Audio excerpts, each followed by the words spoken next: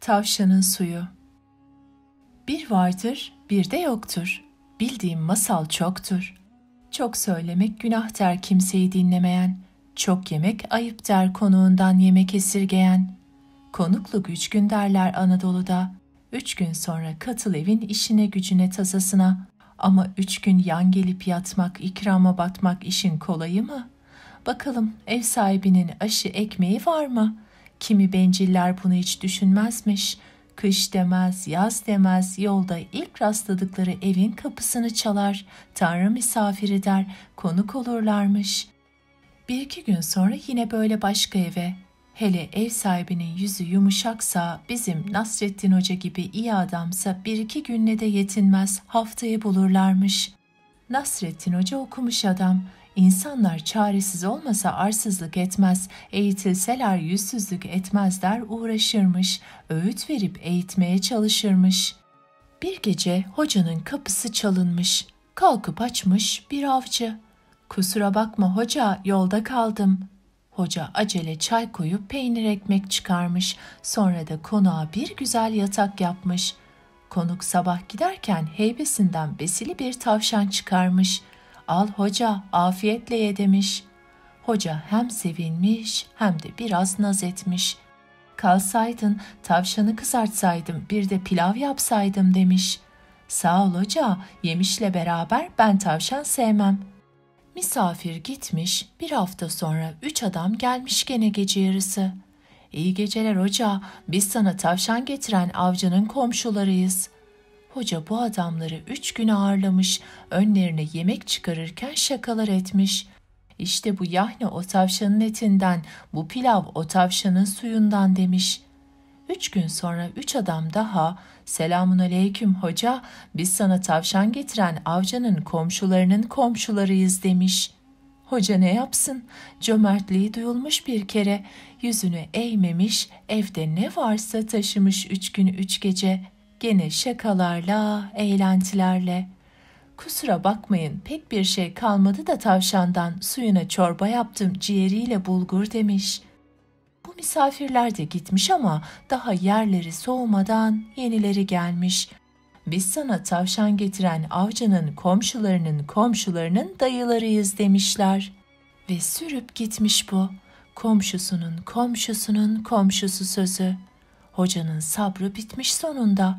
Dayanamamış bunca arsızlığa. "Tavşan değil dana getirseydi yetmezdi bunca kalabalığa." demiş. Çünkü sonunda eve 8 kişi gelmiş, demiş ki, "Hoca kusura bakma, gece vakti rahatsız ettik, Tanrı misafiriyiz." Hocanın içinden, "Al şunları götür camiye, madem Tanrı misafirisiniz işte burası Tanrı'nın evi de." diye bir şeyler geçmiş ama dişini sıkmış. Kalkıp çay yapmış, yatak yapmış. Konuklar yatarken teşekkür yerine, "Biz zaten yabancı sayılmayız, sana tavşan getiren avcının köyüne 8 saat çeker köyümüz." dememişler mi? Artık hocanın tepesi atmış, sabah zor etmiş. Sabah misafirler yataklarını bile toplamadan oturmuşlar sofraya. Hoca kaşıkları dizmiş, sonra ortaya bir kalaylı tencere getirmiş. Kalabalık hocayı bile beklemeden saldırmış tencereye. "O da ne?" püskürtmüş ağzına aldığını ilk misafir. "Hoca, bu ne? Çeşme suyu bu." Hoca gülmüş. "Yok," demiş, "su olur mu? Tavşanın suyunun suyunun suyunun suyu." Bu fıkra Nasrettin Hoca'dan bize kalmış. Ama bilmem bunu duyan hazır yiyiciler ne kadar utanmış. Zürafanın boynu nasıl uzamış? Anneler bilir her şeyi, paylaşır üzüntüyü neşeyi, yardımına koşar herkesin. Annelik kolay iş mi? Şimdi anlatacağım masalı ya Gezgin amca anlatmalıydı ya da kedi. İkisi de yorgunum dedi. Masalı anlatmak bana kaldı. İyi dinleyin şimdi. Eskiden zürafanın boynu bugünkü gibi upuzun değildi, kısaydı. Yine uçları topuzlu, kısa boynuzları, biçimli kulakları, uzun ayakları vardı. Derileri bugünkü gibi alacalıydı ama boynu at boynu kadardı. O zamanlar Afrika'da yalnız bir zürafa vardı. Zürafalar ot yerler, bizim zürafa da upuzun bacaklarını açıp öyle ot yerdi. Bir gün tepesindeki ağaçlara baktı. Orada ne çok yeşil yaprak vardı. Onları yemeyi denedi. Upuzun bacakları ağaçlara uzanmasını kolaylaştırıyordu. Böylece zürafa ağaçların yapraklarını yemeye başladı. Ama kimi yapraklara yetişemeyince başını dikip boynunu uzatmaya çalıştı. Bu yüzden boynu uzamaya başladı. Afrika'nın büyük sahrasının güneyinde yer yer çalılıklı ve ağaçlıklı, yüksek otlarla örtülü düzlükler vardır. İşte savan denilen bu düzlüklerde yaşar zürafalar. Orada dolaşırken duydu bizimki kendine benzer akrabaları olduğunu. Bir kuş ona dedi ki, Kongo'nun yağmur ormanlarında bir akraban var. Boyu senden kısa, boynuzları sana benzer. Rengi morumsu kestane, baldırları çizgili, adı da Okapi. Bizim zürafa çok sevindi bu habere. Kuşa, Okapi'yi görünce söyle bana misafir gelsin, dedi. Sonra da Okapi'nin yolunu beklemeye başladı. Uzakları iyi görebilmek için boynunu zorlaya zorlaya daha çok uzattı. Boynu uzadıkça ağaçların ta tepesindeki yaprakları da yiyebiliyordu. Ama ölçüyü kaçırdı sonunda. Başını yukarı dike dike boynu o kadar uzadı ki başı yıldızlara çarptı gece yarısı. Uyurken gerilmişti herhalde. Başının çarptığı yıldızlar yere dökülmeye başlamaz mı? Çevresindeki aydınlıkla uyanıverdi. Dökülen yıldızlardan kimileri denize düşmeye başladı. Denize düşen pırıl pırıl yıldızları gören balıklar, midyeler, istiridyeler önce korktular, sonra onlara koşup tanıştılar. Geceleri denizi aydınlatmalarını istediler onlardan. Ama yıldızlar denizde parlaklıklarını koruyamayıp ışıklarını yitirdiler. Şimdi deniz yıldızı dediğimiz hayvanlara dönüştüler. Zürafanın başını çarptığı yıldızlardan kimileri de otluğa düştü. Otluk yıldız ışıklarıyla öyle ışıldadı ki herkes otluğun tutuşmasından korktu. Yıldızları söndürmek için filleri yardıma çağırdılar. Filler de hortumlarını suyla doldurup koştu. Yıldızlar sönünce geride yüzüklere, küpelere takılan yer yer parıltılı koyu renkli taşlar kaldı. Bilenler onlara yıldız taşı der. Bu arada bizim zürafa çok korktu. Eyvah, yıldızları benim düşürdüğümü anlarlarsa beni suçlarlar, tutuklarlar, yargılarlarsa diye düşündü. Dizlerinin bağı çözüldü korkudan. Aslında herkes yıldızların zürafa yüzünden düştüğünü anladı ama onu azarlamadı, suçunu kendisinin anlamasını bekledi. Zürafa başı bir daha göğe değmesin diye boynunu içeri çekmeye uğraştı. Zorladı boynunu, yeniden uğraştı. Birden çekilerek uzatılan bir lastiğin bırakılınca eski boyuna gelmesi gibi boynu kısalıverdi. Ama eskisi gibi kısacık olmadı. Ağaçların üstündeki yaprakları yiyecek kadar uzun kaldı. Zürafa hala bakıyor çevresine, yeğeni Okapi'yi görür müyüm diye. Siz rastlarsanız söyleyin mi? Zürafa bekliyor Okapi'yi. Salkım Söğüt ile Tekir. Ben bilirim, ben bilirim. Ben ağaçların çoğunun adını bilirim. Şu çiçeği kokan ağaç iyi de şu yaprakları ele benzeyen ağaç çınar. Çiçekli ağaç var ya, o at kestanesi. Çiçeği hem beyaz olur hem de pembe. Dikenli bir kabuk içindedir yemişleri. Kestane gibidir ama yenmez, acıdır. Peki şu dalları kız saçı gibi yere sarkan ağacın adını bilir misin? Söğüt, salkım söğüt. Bu ağaç en çok dere boyuna yakışır. Masalı da dere boyundadır. Masalı dinle ama sakın unutma, söğüdün çeşidi 300 kadardır. Söğüt kavakla akrabadır. Çok eskiden kediler daha ormanda yaşarken bir tekir varmış. Bu güzel kedinin 9 da yavrusu. Kimi pamuk gibi beyaz, kimi kınalıymış sanki. Kimi annesi gibi tekirmiş, kimi sapsarıymış sarman. Kapkara olan da varmış. Kısacası tekir annenin 9 yavrusu, kedi yavrusu koleksiyonu gibiymiş. Gören bir daha görmek istermiş. Yumuk yumuk 9 yavruyu doyurmak tekir anne için hiç kolay değilmiş. Çok et yemeli ki süt olsun, yavrularını doyuncaya kadar emzirsin. O zamanlar kediler ev kedisi de değil ki tekirin yemeğini sahibi düşünsün. Tekircik sabah çıkarmış hava, sonra gelir yavrularını emzirirmiş. Sonra hadi yeniden hava. Av sırasında aklı hep yuvasındaymış. Ya yavrularına bir şey olursa? Bir gün yuvasına dönünce yavrularını bir saymış, 5 tane. Miyavlayarak haykırmış. Kardeşleriniz nerede? Yavrular gerinerek esneyerek senin peşinden gittiler anne demişler. Tekir deli gibi fırlamış, bir yandan öteyi beriyi kokluyor, bir yandan miyavlıyormuş.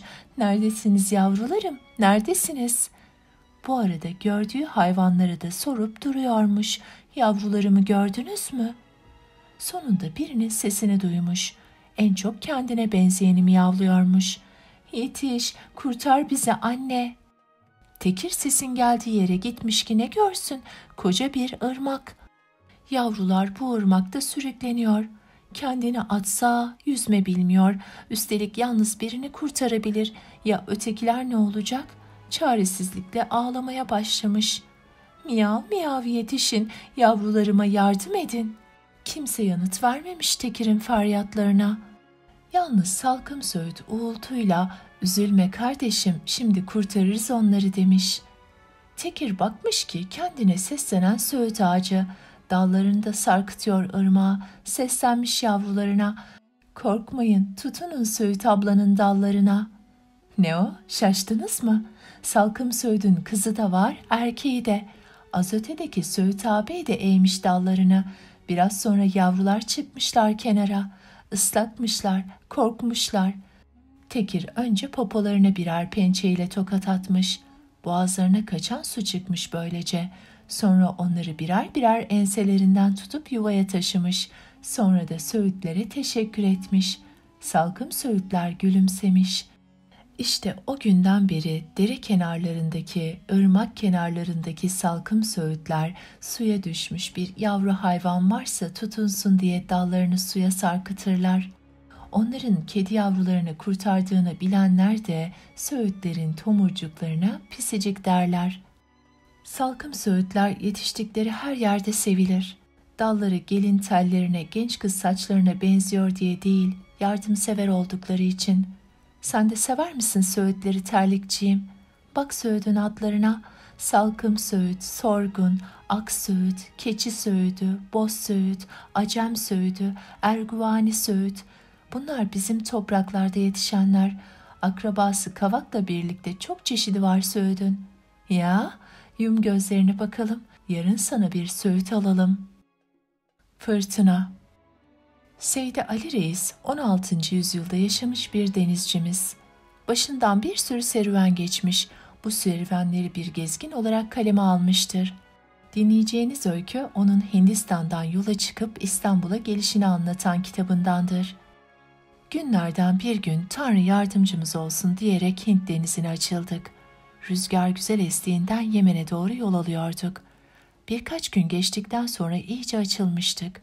Biz açık denizdeyken fil fırtınası dedikleri fırtına çıktı. Yelkenlerden hiçbirini açmaya olanak yoktu. Küreklerle yola koyulduk. Rüzgar göz açtırmıyordu. Akdeniz'deki fırtınalar bunun yanında hiç kalır. Dalgalar sıra dağlar gibi yüksekti. Geceyi gündüzden ayırt edemiyorduk. Fırtına 10 gün kadar sürdü.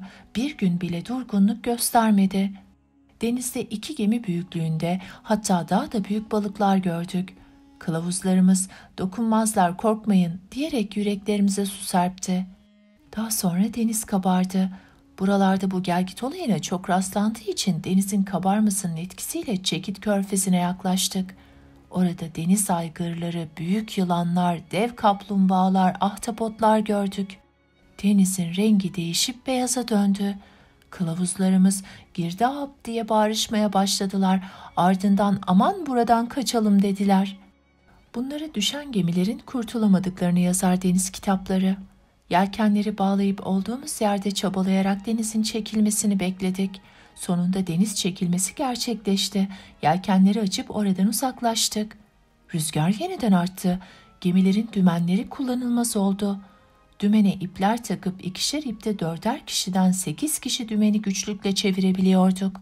Güvertede durmak şöyle dursun, baştan kıç tarafa gidemiyorduk. Fırtınanın uğultusundan direklerin gıcırdamasının çıkardığı gürültüden laf anlaşılmıyordu. Tayfalar kulaktan kulağa bağırışarak haberleşiyordu. Kıyamet günü gibi bir gündü o gün.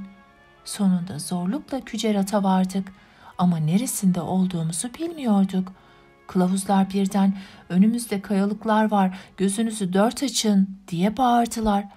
Hemen demir attık ama gemi batacak hale gelmişti. Kürekçiler yerlerini bıraktı. Herkes soyundu. Ellerine geçirdiği boş fıçılarla deriden tulumları hazırladı. Birbirleriyle helalleşti. Ben de soyundum, dualar ettim. Kurtulursak Mekke dilencilerine 100 florin adadım. Bu sırada demirlerin ikisi kırıldı. Yeniden 2 demir attık. Bunlar ötekilerden iyi tuttu. Kayalıklardan biraz kurtulduk. Kılavuzlar "Burası çok korkulu bir yerdir. Gemi batarsa bir kişi bile kurtulmaz. Hemen yelken açıp uzaklaşmaya çalışın" dediler. Ben kameramda denizin kabarma ve çekilme zamanını hesaplayıp haritada yerimizi bulmaya çalıştım. Kıyıya yakın olduğumuzu gördüm. Ambarlardaki su göğüs hizasına yükselmişti. Suyu kovalarla boşaltmaya çalıştık. Delikleri bulup tıkadık. İkindiye doğru hava biraz açıldı. Hindistan'da Kücerat kentinin Demen denilen limanının karşısında bulunduğumuzu, kıyıdan 2 mil kadar uzakta olduğumuzu gördük. Öteki gemiler de oradaydı. Yalnız içlerinden birkaçı kıyıya yakın oldukları için kayalıklardan çok zarar görmüştü. Kürek, sandal ve fıçılarını denize atıp onların yardımıyla kıyıya çıkabilmişlerdi. Sözün kısası 5 gün 5 gece demirli olarak fırtınaya göğüs gerdik. Bu sırada Hindistan'ın yağmur mevsimiydi. Elimizden bir şey gelmediği için beklemek zorundaydık. O günlerde ne gündüzün güneşten ne de geceleyin yıldızlardan eser vardı. Gece gündüz pusulayla saatin başından ayrılmadık. Bizim gemilerden demirli olanların 3 tanesi karaya vurdu. Tanrı'ya şükür içindekilerin hepsi kurtuldu. Biz de sağ salim yolumuza devam edebildik. Altın dolu zeytin küpü. Bir zamanlar İstanbul'da Ali Hoca adında zengin bir tüccar vardı. Günlerden bir gün uzun bir yolculuğa çıkmaya karar verdi. Nesi var nesi yok satıp savdı. Bir sürü altını olmuştu ama hepsini yanında götüremezdi. Bir kısmını bırakması gerekiyordu. Bunu nasıl yapacağını düşünürken aklına bir çare geldi. Büyükçe bir küp satın alarak içine altınları doldurdu. Üstüne bir kat zeytin dizip ağzını kapadı. Kendisi gibi tüccar olan dükkan komşusuna gitti. Uzun bir yolculuğa çıkmak istediğini söyleyerek "Şu bir küp zeytinim sende kalsın, döndüğümde alırım" dedi. Komşusu iyi yolculuklar diledikten sonra "Küpünü al, depodaki yağ fıçılarının yanına kendi ellerinle yerleştir. Gelince bıraktığın yerden gene kendi elinle alırsın" dedi. Altınlarını böylece güvence altına alan Ali Hoca gönül rahatlığıyla yola çıktı. Aradan 7 uzun yıl geçti. Ne Ali Hoca göründü ne de herhangi bir haber geldi. Bir akşam yemek yerlerken tüccarın hanımının canı zeytin çekti. Kocası "Aa bak, iyi aklıma getirdin. Ali Hoca giderken bize bir küp zeytin bırakmıştı. Şimdi alıp gelirim" dedi. Kadın kocasının emanet küpü açmasını doğru bulmadı. "Bırak kalsın, benim canım taze zeytin istiyor. Onlar çoktan çürümüştür" dedi. Adam ona aldırmadı. Eline bir tabak alarak dükkanına gitti. Küpün ağzını açtı. Zeytinlerden bir tane alıp tadına baktı. Yenecek gibi değildi. Üsttekilerin çürüdüğünü görünce elini daha da dibe batırdı. Elini çıkardığında avucunda sarı bir altın görünce gözlerine inanamadı. Küpü devirdi. Çil çil altınla doluydu içi. Küpü yeniden yerleştirerek eve döndü. Karısına "Hakkım varmış, hepsi çürümüş. Üzülme, çömleği sıkıca kapadım. Ali Hoca açıldığını anlamaz" demiş. Açgözlü tüccar sabaha kadar Ali Hoca gelip küpü istediğinde ne yapacağını düşündü. Sonunda çaresini buldu. Ertesi gün pazara gidip iyisinden 3-5 kilo zeytin alıp altınları boşaltarak yerine onları doldurdu. Küpün ağzını iyice kapayıp eski yerine bıraktı. Bir ay sonra hoca geldi. Hemen komşusuna gitti. "Bunca yıldır sakladığın küpümü almaya geldim" dedi. Komşusu deponun anahtarını uzattı. "Git, küpünü bıraktığın yerden kendi elinle al" dedi. Hoca küpü açar açmaz durumu gördü. Hemen komşusuna koştu. "Altınlarıma ne oldu?" diye bağırdı. Komşusu hiçbir şeyden haberi yokmuş gibi sakince konuştu.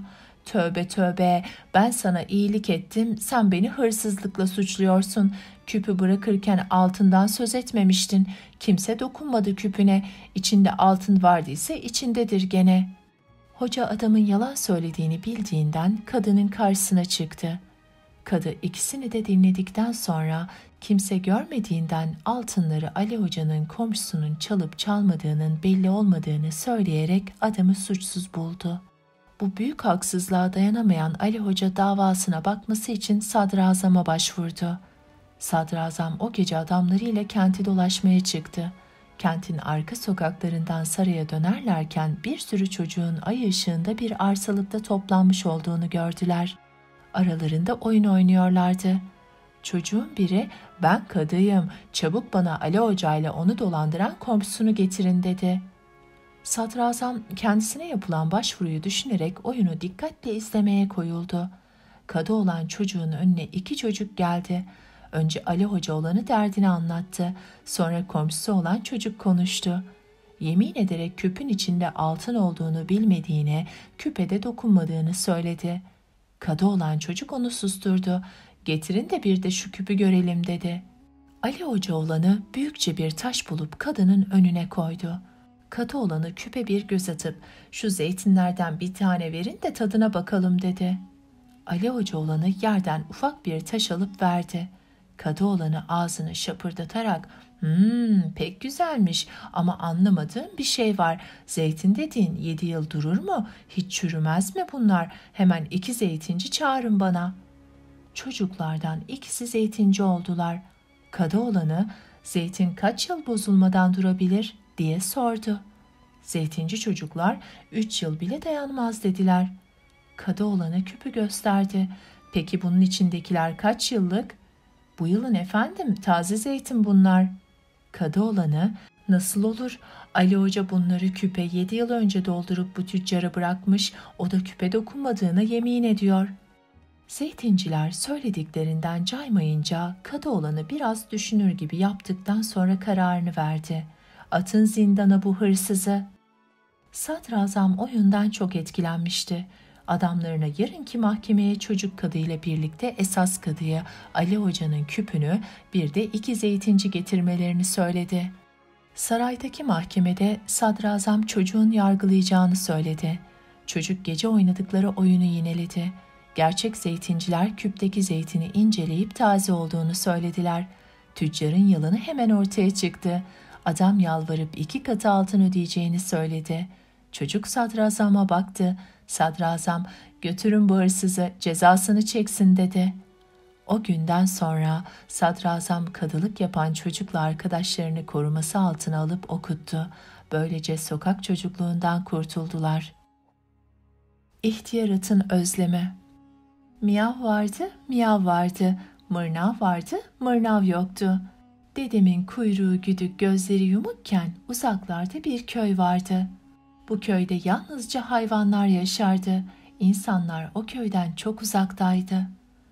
Horozla tavuk, hindi ile baba hindi, yeşilbaş ördekle alaca ördek köyün örnek aileleriydi. Karabaş'la Alabaş'ı nişanlayanlar onların da örnek bir köpek ailesi oluşturmasını istiyordu. Köyde yalnız yaşayan tek bir hayvan vardı. Bu ihtiyar bir attı. Atı Kocabaş'tı. Yıllarca araba çekmişti. Sahibi onu dinlensin diye kırlara başıboş bırakmış. O da dolaşa dolaşa 3 ay önce bu köye gelmişti. Kocabaş köye geldiğinde kışbaşıydı. Kışı rahat geçirdi. Tavşanlar, havuç, sincaplar fındık taşıdı ona. Hepsi de dede diye çağırdı onu. Bizim Kocabaş dede mutluydu. Bahar gelince köyün görünüşü değişti. Ağaçlar çiçeklendi önce. Sonra köyü bir çocuk sesidir sardı. Ağaçlardaki kuş yuvalarında yavru kuşlar cıvıldıyor. Güneşe uzanmış kedi yavruları mırıldıyor. Annelerini arıyorlardı. Bütün hayvanlar yavrulamıştı. Ördek arkasında sarı sarı yavrularıyla giriyordu göle. Tavuk civcivlerini gezdirirken sevinçten mi, yavrularına zarar verecekleri korkutmak için mi belli değil, kabarıyor, garip sesler çıkarıyordu. Kuzular annelerinin ardından meleyerek dolaşıyor, oğlaklar zıplayıp duruyorlardı. Her yuvada bir telaş vardı. Bebekler için yemek hazırlanacak, acele edelim. Bebeklerin banyosu yapılacak, gecikmeyelim. Herkesin işi başından aşkındı. Bir ara fark ettiler ki kocabaş bu hayhuyun içinde üzgün üzgün dolaşıyor. Meraklandılar. Önce hasta mısın dede diye sordular. Yok dedi. Bir derdin mi var dediler. Var ya, bir derdim var dedi. Nedir dediler. İhtiyar at başını eğdi. Cevap bile vermeden çekip gitti. Onun bu küskün hali hepsinin içine dokundu. Baba hindi, bu böyle olmaz komşular, bu akşam kocabaş dedeye misafir gidelim, derdi neymiş öğrenelim dedi. Yeşilbaş ördekle Çiloroz onayladılar onu. Kocabaş onları sevinçle karşıladı. Sonra sordu onlara, bakın bakalım bu evde ne eksik? Ne baba hindi, ne yeşilbaş ördek, ne de Çiloroz bir eksiğini bulabildi evin. Hiçbir eksiğin yok dede, pek güzel yerleştirmişsin. Kocabaş içini çekti. Ah, var var, hani çocuk sesi, bu evde çocuk sesi yok. Baba hindi de Çiloroz da donup kaldılar. Yeşilbaş ördek, ama dedeciğim senin işin yok da ondan, bakarsın sana uygun bir eş buluruz. Kocabaş güldü. Aman benim bu yaştan sonra çocuğum olmaz ama bir çocuk evlat edinmek isterim. Şöyle güzel bir tayne iyi olurdu. Ona otların cinslerine 4 nala koşmasını öğretirdim dedi. Baba indi, Çiloroz, Yeşilbaş ördek biraz daha oturup evlerine döndüler. Ertesi gün köy halkını toplantıya çağırdılar. Kocabaş dedenin derdini anlattılar. Önce her kafadan bir ses çıktı. Yavrusuzlukta dert mi? Oh ne güzel bir başına. O yaşta çocuk patırtısı çekilir mi? Hay şaşkın dedecik. Ben kendi yavrularımdan bile bezdim. Hiç bakar mıyım başkasının yavrusuna? Herhalde bilmiyor çocuk ne dertler açar adamın başına gibisinden. Sonra kedinin biri, belki de dedemin ninesi, buldum miyav buldum miyav diye seslendi. Ve hemen yavrularını alıp Kocabaş dedenin evinin yolunu tuttu. İhtiyar at yanında yavrularıyla gelen kediyi telaşla karşıladı. Yavrulara güzel minderler verdi. Kedi hanım, dedeciğim miyav, senden bir şey isteyecektim. Benim şu mırnavcıklara 1-2 saatliğine göz kulak olur musun? Dedi. Sonra da Kocabaş dedenin cevabını beklemeden çıkıp gitti. Yaptığını arkadaşlarına anlattı. 2 saat sonra ihtiyar atın yanına gidenler onu sırtında kedi yavrularını dolaştırırken buldular. Yavruların her biri atın yelesinin bir yanına ağzıyla, pençesiyle tutuyor, keyifli mırıltılar çıkarıyordu.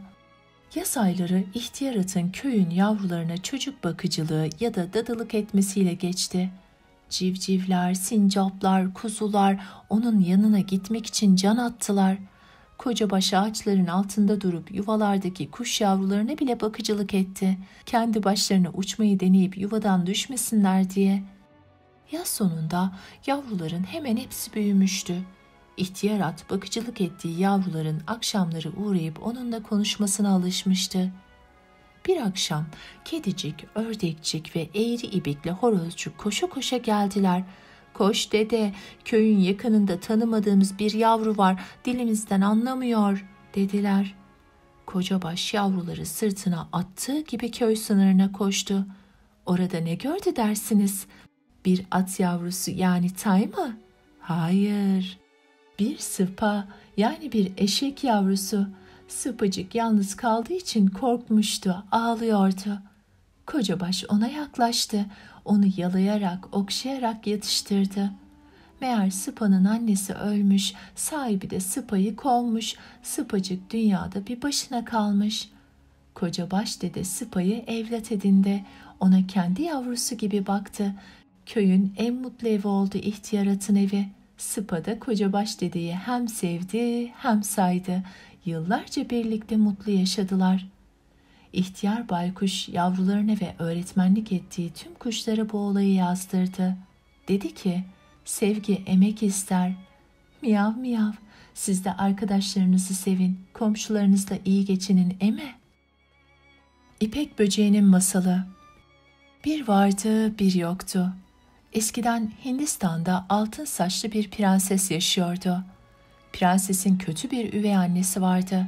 Kadın üvey kızına çok kızıyordu. Bir gün kralı kandırıp kızının çöle sürülmesini sağladı. Aradan birkaç gün geçtikten sonra prenses bir aslanın sırtında saraya döndü. Üvey anne bu kez kralı kızına akbabaların yaşadığı yüksek dağlara göndermesi için kandırdı. 3-4 gün sonra akbabalar prensesi saraya getirip bıraktılar.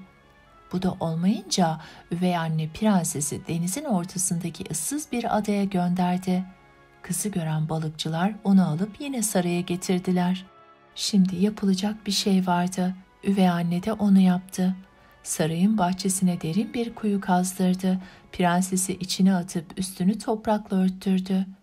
Aradan bir süre geçtikten sonra prensesin gömülü olduğu yerde bir ışık görüldü. Kral o yerin kazılmasını buyurdu ve sevgili kızı altın saçlı prensese kavuştu. Üvey anne kızın toprağın altından da kurtulduğunu görünce adamlarına bir dut ağacının gövdesine oymalarını söyledi. Prensesi bu dut ağacının gövdesinin içine hapsetti. Ağacı da cumburlop denize attırdı. Gel zaman git zaman deniz altın saçlı prensesin içinde bulunduğu dut ağacının gövdesini ta Japonya'ya kadar götürdü. Japonlar prensesi dut ağacının gövdesinden çıkardılar. Kız ölmemişti, yaşıyordu ama karaya adımını atar atmaz ipek böceğine dönüştü. İpek böceği prensesin içinden çıktığı dut ağacının gövdesine ulaştı. Üstündeki yaprakları yemeye başladı. Küçük bir kurtçukken bir süre sonra büyüdü. Artık ölü gibiydi. Ne bir şey yedi ne de olduğu yerden kıpırdadı. Aradan 5 gün geçince ipek böceği canlandı. Dut yapraklarını yemeye koyuldu. Biraz daha büyüyüp yeniden ölü gibi oldu. 4 gün sonra canlandı. Dut yapraklarını yeniden kemirmeye başladı. Sonra bir daha ölü gibi olduğu yerde kaldı. Aradan balıkçıların prensesi alıp eve getirdikleri süre kadar bir süre yani 6 gün geçince canlandı. Gene yaprak yiyerek büyümesini sürdürüp 4. kez öldü. Canlandığında aradan 6 gün geçmişti. Bir kez daha ölü gibi yaprakların üstüne uzandı. Bu sondu. 8. gün yani denizin onu sürükleyip Japonya'ya ulaştırdığı sürenin sonunda altın bir koza içinde yeniden canlanıverdi ipek böceği. Kozadan ipek kanatlı bir kelebek çıktı. Küçük küçük yumurtalar bıraktı. Kelebeğin yumurtalarından başka ipek böcekleri oluştu. Bütün Japonya'ya bir ucundan öteki ucuna kadar yayıldılar. Japonlar bu ipek böceklerini dut yapraklarıyla beslediler. İpek böcekleri kelebek olup kozalarından çıkınca boş kozaları kazanda kaynatıp ondan ipek elde ettiler. Onun için ipeği ilk bulan Japonlar oldu. Oradan da bütün dünyaya yayıldı. Memiş'in defteri. Bir zamanlar köylerden birinde Memiş adında temiz yürekli genç bir çiftçi yaşıyordu. Babasından geniş toprakla birçok mal kalmıştı. Bütün bu topraklarla malları yönetmek güçtü. Memiş tek başına evlere, ahırlara, bağ bahçeye, tarlaya yetişemiyordu. Sonunda düşündü taşındı. Çiftlik işlerinde ona yardımcı olacak hem de ona eş olarak can yoldaşlığı yapacak bir kızla evlenmeye karar verdi. Böylece yalnızlıktan da kurtulacaktı. Araştırıp soruşturdu. Annesinden başka kimsesi olmayan güzelce bir kız bulup evlendi. Kız anasıyla birlikte çiftliğe yerleşti. Ama işler Memiş'in düşündüğü gibi yürümedi. Kadın kocasına yardımcı olmak şöyle dursun, anasıyla birlik olup Memiş'i çiftlik işlerinde ırgat gibi çalıştırmaya başladılar. Kendileri akşamlara kadar yatıp duruyor, gülüp oynuyor, boş oturmanın keyfini çıkarıyorlardı. Memiş gündüzünü gecesine katarak çalışıyordu. Oradan oraya koşmaktan yorgun düşüyordu. Gene de karısıyla kaynanasına yaranamıyordu. Onun hiçbir işi doğru dürüst yapmadığından, azılı bir tembel olduğundan yakınıyorlardı. Memiş bütün bunlara boynunu bükerek katlandı ama hiçbir zaman onların beğenisini kazanamadı. Her zaman alay edilerek terslendi. Sonunda Memiş onlara bir öneride bulunarak şöyle dedi. Sevgili karıcığım ve saygıdeğer kayınvalideciğim, ne yapsam gözünüze giremiyorum. Ne kadar çalışırsam çalışayım belli olmuyor. İşin biri bitmeden ötekini buyuruyorsunuz. En iyisi yapacağım işleri bir deftere yazın. Ben akşama kadar o işleri sırayla yapıp bitireyim. İkisi de bu öneriyi kabul etti. Memiş kendine bir not defteri buldu.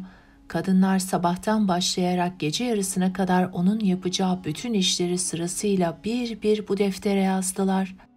Memiş aksatmadan defterinde yazılı olan işleri yapmaya başladı. Bir gün Memiş dere kenarındaki bostanda çalışıyordu.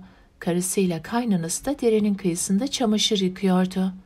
Nasıl olduysa karısı çamaşır yıkarken suya düştü. Derenin akıntısına kapılarak çırpınmaya başladı.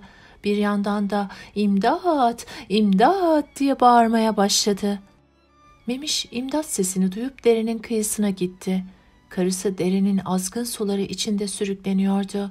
Kaynanası ne yapacağını şaşırmış bir durumda oradan oraya koşuyor, "Kızımı kurtarın!" diye ciyak ciyak bağırıyordu. Memiş derenin kıyısında iki elini göğsünde kavuşturup durdu. İlgisiz bir tavırla onlara bakıyordu. Bunu gören karısı kocasına "Ne duruyorsun, beni kurtarsana!" diye bağırdı. Memiş hiç istifini bozmadan "Ben şimdi bostanı suluyorum, daha çok işim var, defter daha yarı bile olmadı," dedi. Karısı başını son bir gayretle suyun içinden çıkarıp bağırdı. "Şimdi defterin sözü mü olur, sen beni kurtar." Memiş aynı soğukkanlılıkla "Defterde seni kurtarmam yazılı değil ama," diye cevap verdi. Kadının suyun üstüne çıkardığı başı yeniden sulara gömülürken "Boğuluyorum ben, işlerden de defterden de caydım, bundan sonra seni işlere koşmayacağım," diye bağırdı. Memiş kaynanasının yalvaran bakışlarına çevirdi yüzünü. Kadın da başını "Tamam tamam" der gibi hızlı hızlı sallıyordu. Memiş o zaman suya girip karısını boğulmaktan kurtardı. Bu arada defter suya düşmüş, akıntıyla uzaklaşmıştı. O günden sonra kadınlar Memiş'e hem can yoldaşı oldular hem de işleri paylaşarak mutlu bir ömür sürdüler. Dostun küçüğü büyüğü olmaz. Miyav miyavdır, aslan yamandır, nasıl yaman olmaz, kedilerin akrabasıdır. Gözü eladır, ayaklı beladır, ormanın kralıdır. Aslanın yelelisi erkektir, yelisize kediye benzeyeni dişidir. Bu aslanlardan birisi, belki de en irisi ormanda yaşarmış. Erkekmiş, yelesini savura savura bir kükredi mi herkesin ödü patlarmış. Bir derdi olan aslana gelirmiş. İşte bu dertlilerden biri bir fındık faresiymiş. Kimden dertliymiş dersiniz? Ha ha, elbette kedilerden. Ama nasıl şikayet etsin kediye aslana? İkisi de akraba. O da sessiz sedasız yuvasını aslanın yuvasının yakınına taşımış. Kediler saygılı canlılardır. Elbet hiçbir kedi fareciye dokunmamış. Aslanınsa bizim fareden haberi bile yokmuş. Farecik aslanın gölgesinde geçirmiş bir mevsimi. Sonra öğrenmiş ki gemilerden birinde hiç kedi yok. Sevinçle koşmuş nişanlısına. Aslanın gölgesinde yapıp düğünlerine el öpmeye gitmişler aslana. Aslan şaşırmış karşısında görünce irili ufaklı fındık farelerine. Demiş ki farecik, "Saygıdeğer aslan, senin yanında korkusuz yaşadım bunca zaman, artık göçüyoruz buradan. Bundan böyle beni ve ailemi dostum bil, hoşça kal." Aslan yüce gönüllülükle gülümsemiş, "Sağ ol küçük dostum," demiş. İçinden de eklemiş, "Böyle minicik bir canlının bana ne yararı olur, zararı olmasın da..." Ama bu düşündüklerini kırılmasın diye fareciye söylememiş. Bu arada gelinin dedesi, "Saygıdeğer aslan, darılmayın sözüme ama dostun küçüğü büyüğü olmaz, düşmanın da," demiş. Aslan bu tüyleri ak fareye bakıp, "Haklısınız dede, dilim sürçtü, bağışlayın, dostluğunuza sevindim," diye gülümsemiş. Aradan epey zaman geçmiş. Aslan kükreye kükreye dolanıyor, farecik ailesiyle gemide rahat yaşıyormuş. Bir gün aslan yürürken ayağının altından bir şeyler kaymış. Aslan bir çukura düşmüş. Meğer yaban hayvanlarını hayvanat bahçesine satan bir çete tuzak kurmuş yolunun üstüne. Çukurdan çıkmaya çalışınca üstüne incecik bir ağ atılmış. Ağ aslanın gövdesini sarmış. Aslan uğraşmış, çabalamış, kurtulamamış. Ertesi gün avcılar aslanı alıp bir arabayla uzağa taşımış. Yarın gemiye taşırız deyip oracığa bırakmış. Gece aslan kederle kükrerken yanı başında bir cikleme duymuş. Sakın üzülme sayın aslan, şimdi kurtarırız seni ağdan. Aslan başını eğmiş ki ne görsün.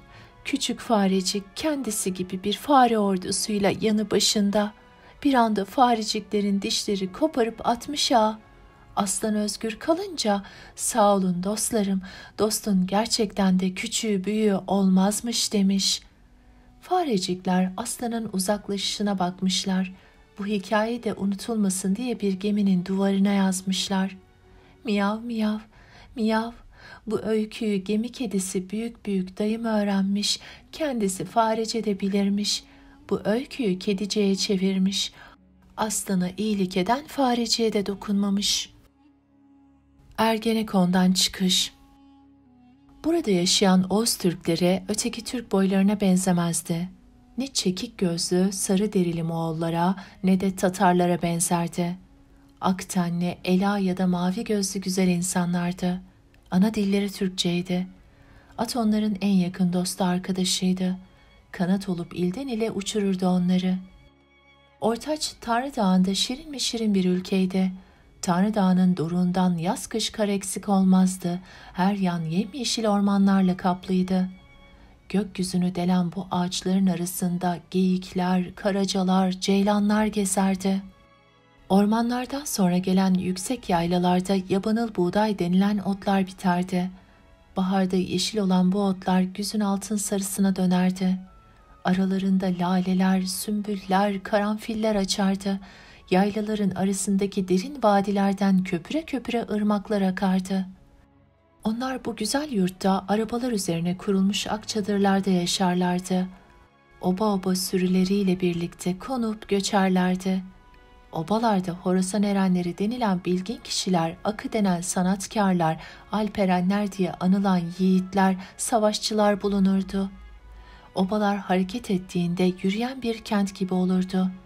Kondukları yerlerde caddeler, alanlar, çarşılar oluşurdu hemen. Hakan'ın çadırı bunların arasında 30 metre büyüklüğünde bir sarayı andırırdı. Türkler bu şirin ülkede güzel güzel yaşayıp gidiyorken günün birinde Moğolların saldırısına uğradı. Aralarında çetin bir savaş oldu. Moğollar karınca gibi çoktular. Oğuzlarsa onlara göre azınlıktaydılar. Alperenler yiğitliklerini gösterdiler. Yurtlarını canla başla savundular. Ama ne yaptılarsa Moğolları tüketemediler. Sabahtan akşama kadar süren bu kanlı savaşta yenik düştüler. Moğollar Oğuzların sayısız sürüleriyle çadırlarındaki bütün varını yoğunu yağma ettiler. Düşman elinden kaçıp kurtulanlar başbuğ Nüküz'ün önderliğinde vadilerin derinliklerine yönelerek uzaklara doğru göçe başladılar. Günlerce yol aldılar. Gide gide sarp bir dağın içinden geçen karla kaplı bir yola ulaştılar. Yol sonu belirsiz bir yöne doğru uzayıp gidiyordu. Bir yanı gökleri delen dağlar, öbür yanı dibi görünmeyen kapkara uçurumlarla çevrilmişti. Güçlükle de olsa bu yolda ilerlediler.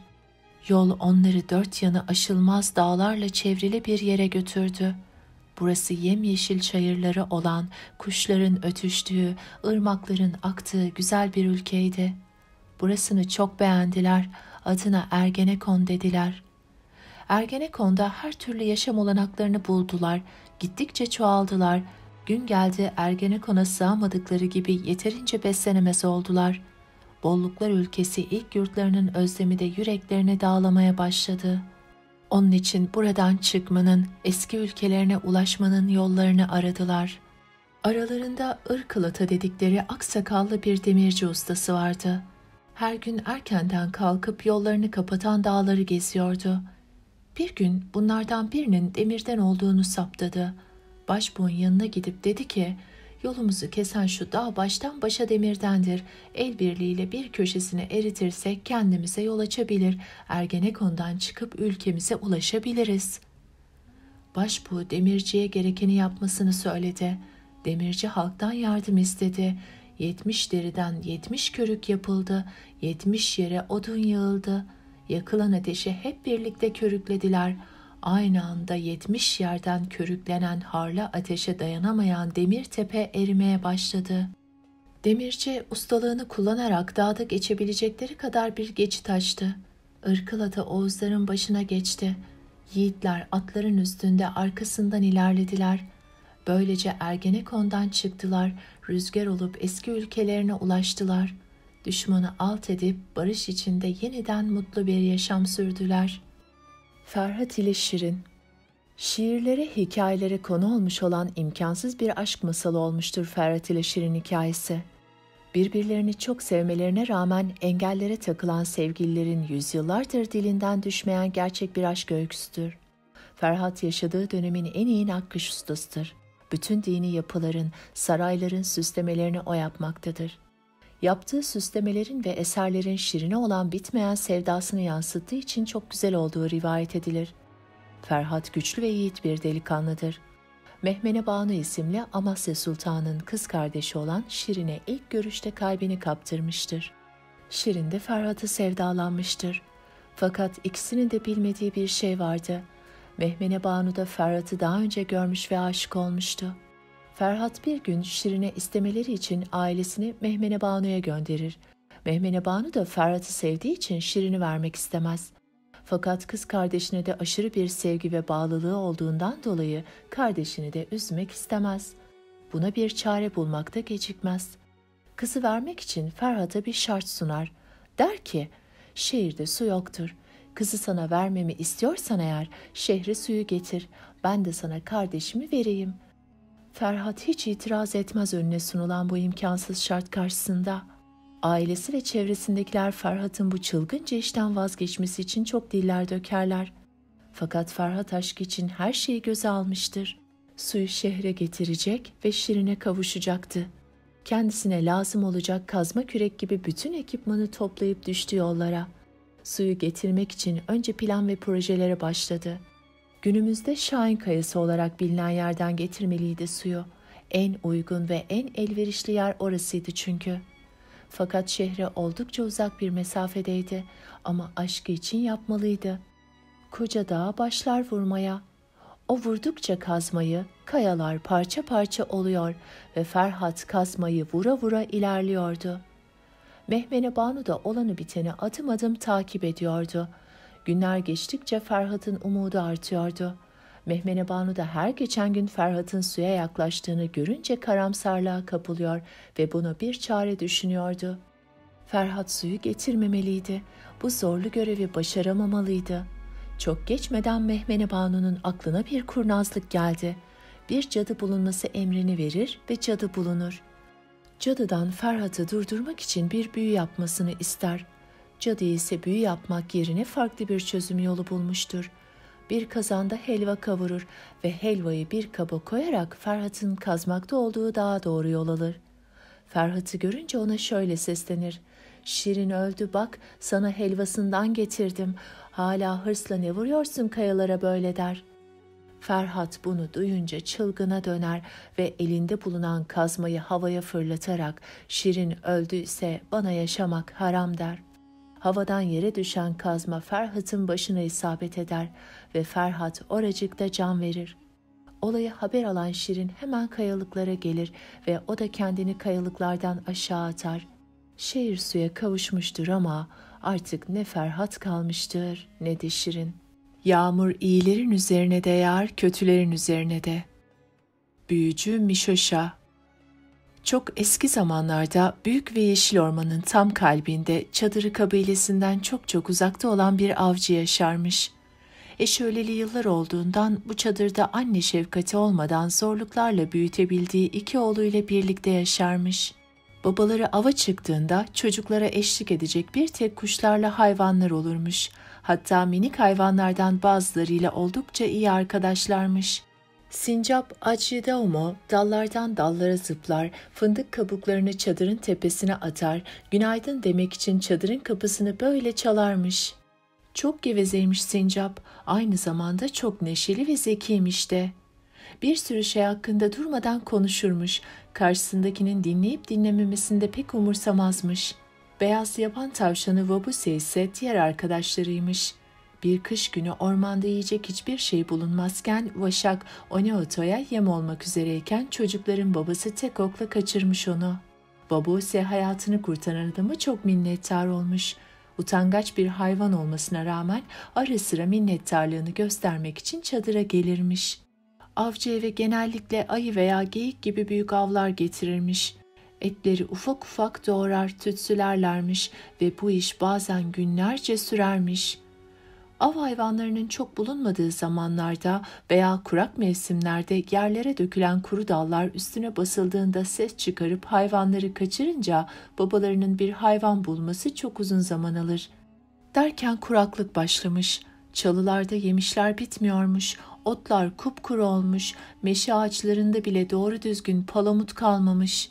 Küçük dereler kurumuş ve böyle bir zamanda çocukların babaları ava çıkmak zorunda kalmış. Aradan aylar geçmiş. Artık yiyecek etlerinin iyice azaldığını fark eden büyük oğlan Segwun, kardeşi Ayuskoda'ya evde kalan şu eti alıp ormana doğru yola çıkalım, kuzeye doğru gidelim. Babam aylarca sürecek bir yolun sonunda Giçegume diye suları balık dolu bir göl olduğunu söylüyordu demiş. İyi de yol bilmeyiz, iz bilmeyiz, o kadar yolu nasıl gidelim diye sormuş Ayuskoda. Bu esnada cesur olun, korkmayın diye bir ses gelmiş arkadan bir yerden. Çocuklar kafalarını çevirip baktıklarında bunun Sincap Acıyodom olduğunu görmüşler. Kuraklık yüzünden yeterince beslenemediğinden biraz zayıflamış da olsa hala kıpır kıpırmış. Ben de sizinle gelirim, hem tavşan Vobuse de gelir, o hoplaya zıplaya patikaları bulur, ben de ağaçların tepesinden bakarım nereye gideceğimize, hem de gözcülük ederim. Gitmemiz lazım zaten. Burada kalırsak hepimiz öleceğiz açlıktan, demiş. Bunun iyi bir fikir olduğuna karar verip yola koyulmuşlar. Tavşan Vobu ise öne düşmüş. Büyüyen otların patikaları gizlediği yerlerde burnuyla koklaya koklaya yolu buluyor. Bir kere bile yanılmıyormuş. Yolun açık olduğu yerlerde önden koşup gidiyor. Biraz uzaklaşınca oturup çocukları bekliyormuş. Kulaklarını dikip karşılarına çıkabilecek her tehlikeye karşı tetikte bekliyormuş. Ancak hiçbir tehlikeyle karşılaşmamışlar. Korkabilecekleri bütün hayvanlar, vaşaklar, kurtlar zaten aç kalmamak için çoktan terk etmiş ormanı. Etraf sessiz ve ıssızmış. Bu şekilde günlerce yol almışlar. Orman hiç sona ermeyecek gibiymiş sanki. Derken bir gün Sincap Acıyodamo dört bir yanı rahatça görebileceği upuzun bir çam ağacının tepesine tırmanmış. Parlak güneşin altında kuzeye doğru baktığında ileride gümüş gibi parlayan bir şeyin gökyüzüyle birleşirmiş gibi göründüğünü fark etmiş. Koca göl Giçegume'nin ta kendisiymiş bu. Çok geçmeden gölün yakınına varmışlar. Yemişler, fındıklar, beyaz tavşanın karnını tıka basa doyurabileceği otlar her yerdeymiş. Vobuse ve Sincap artık rahatlıkla kendi yollarını bulabilecek olan çocuklara veda edip oradan ayrılmışlar. Çocuklar kısa süre sonra ağaçlık bir yere gelmişler. Uzaktan ıslık gibi bir ses geliyormuş. Gidip baktıklarında bunun sahilde uçan yağmur kuşu Tivitivişkivay olduğunu fark etmişler. Tam karşılarında ise güneş altında parıl parıl uzanan koca göl varmış. Sigvun hemen kemerinden keskin av bıçağını çıkarıp diş budak ağacından kestiği bir dalla bir yay yapmış. Ok olarak kullanmak için de bir meşenin dallarını yontmuş, ucunu güzelce sivriltmiş. Etraftan biraz martı tüyü toplayıp okların sapına takmış. Yayına germek için de geyik derisi abasından bir parça koparmış.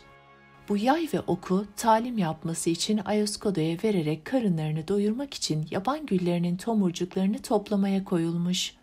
Bu esnada Ayoskoda'nın hedefi vurmayan oklarından biri göle düşmüş. Sigvun oku almak için suya girmiş. Su beline gelene kadar ilerlemiş. Oku almak için elini uzattığında sanki bir büyü yapılmış gibi bir kayık yaklaşmış yanına. Kayığın içinde yaşlı çirkin bir adam varmış. Elini uzatıp henüz şaşkınlığı geçmemiş olan çocuğu kayığa çekivermiş. "Beni kaçıracaksan kardeşimi de al. Ben olmazsam yalnız başına açlıktan ölür gider buralarda," demiş Sigvun canavliyle. Ancak büyüşüm İşoşa bu söze gülüp geçmiş. Eliyle kayığın yan tarafına vurarak büyülü sözler mırıldanmış. Kayık sanki canlıymış gibi yüzmeye başlamış. Kısa süre sonra kara tamamen gözden kaybolmuş. Çok uzun süre geçmeden başka bir kumlu sahile gelmişler. Mişoş'a kayıktan inip çocuğa da onu takip etmesini söylemiş. Böylece karaya çıkmışlar. Önlerinde bir sedir korusu, içinde de 2 çadır varmış. Çadırlardan küçük olanın içinden 2 güzel kız çıkmış, gelip önünde durmuşlar.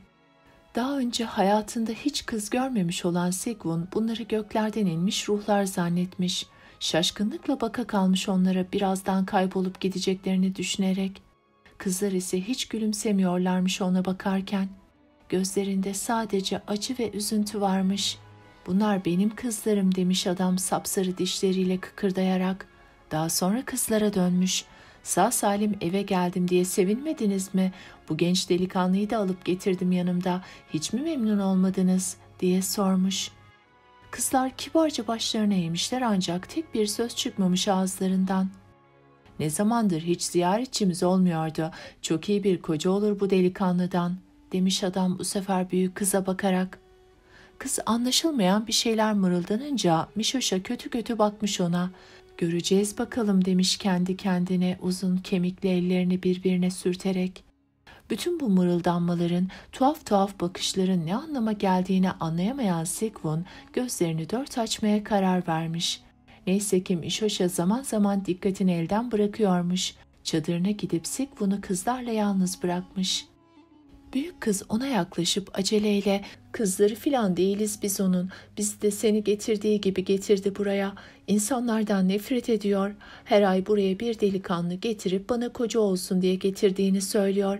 Ama sonra kayığıyla onu alıp götürüyor ve oğlanı bir daha görmüyoruz. Kesin öldürüyordur hepsini," demiş. Ne yapacağım ben şimdi? Kendim için değil, küçük kardeşim için endişeleniyorum.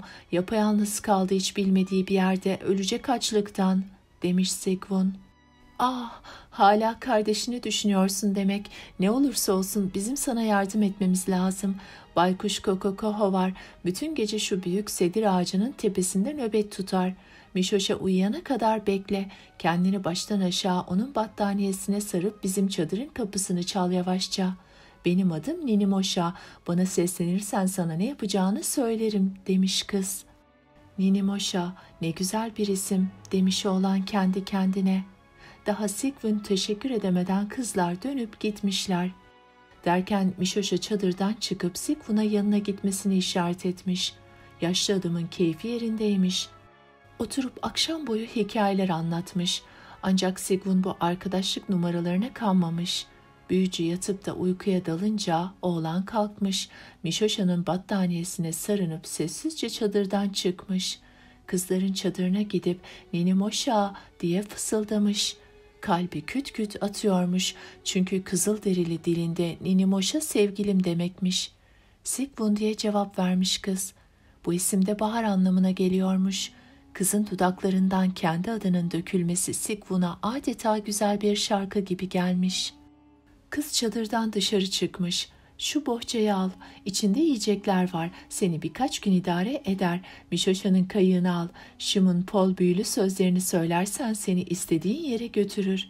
Daha gün doğmadan geri gelmiş olursun," demiş. "İyi de baykuş ne olacak, ya bağırırsa beni giderken görünce?" diye sormuş Sigmund.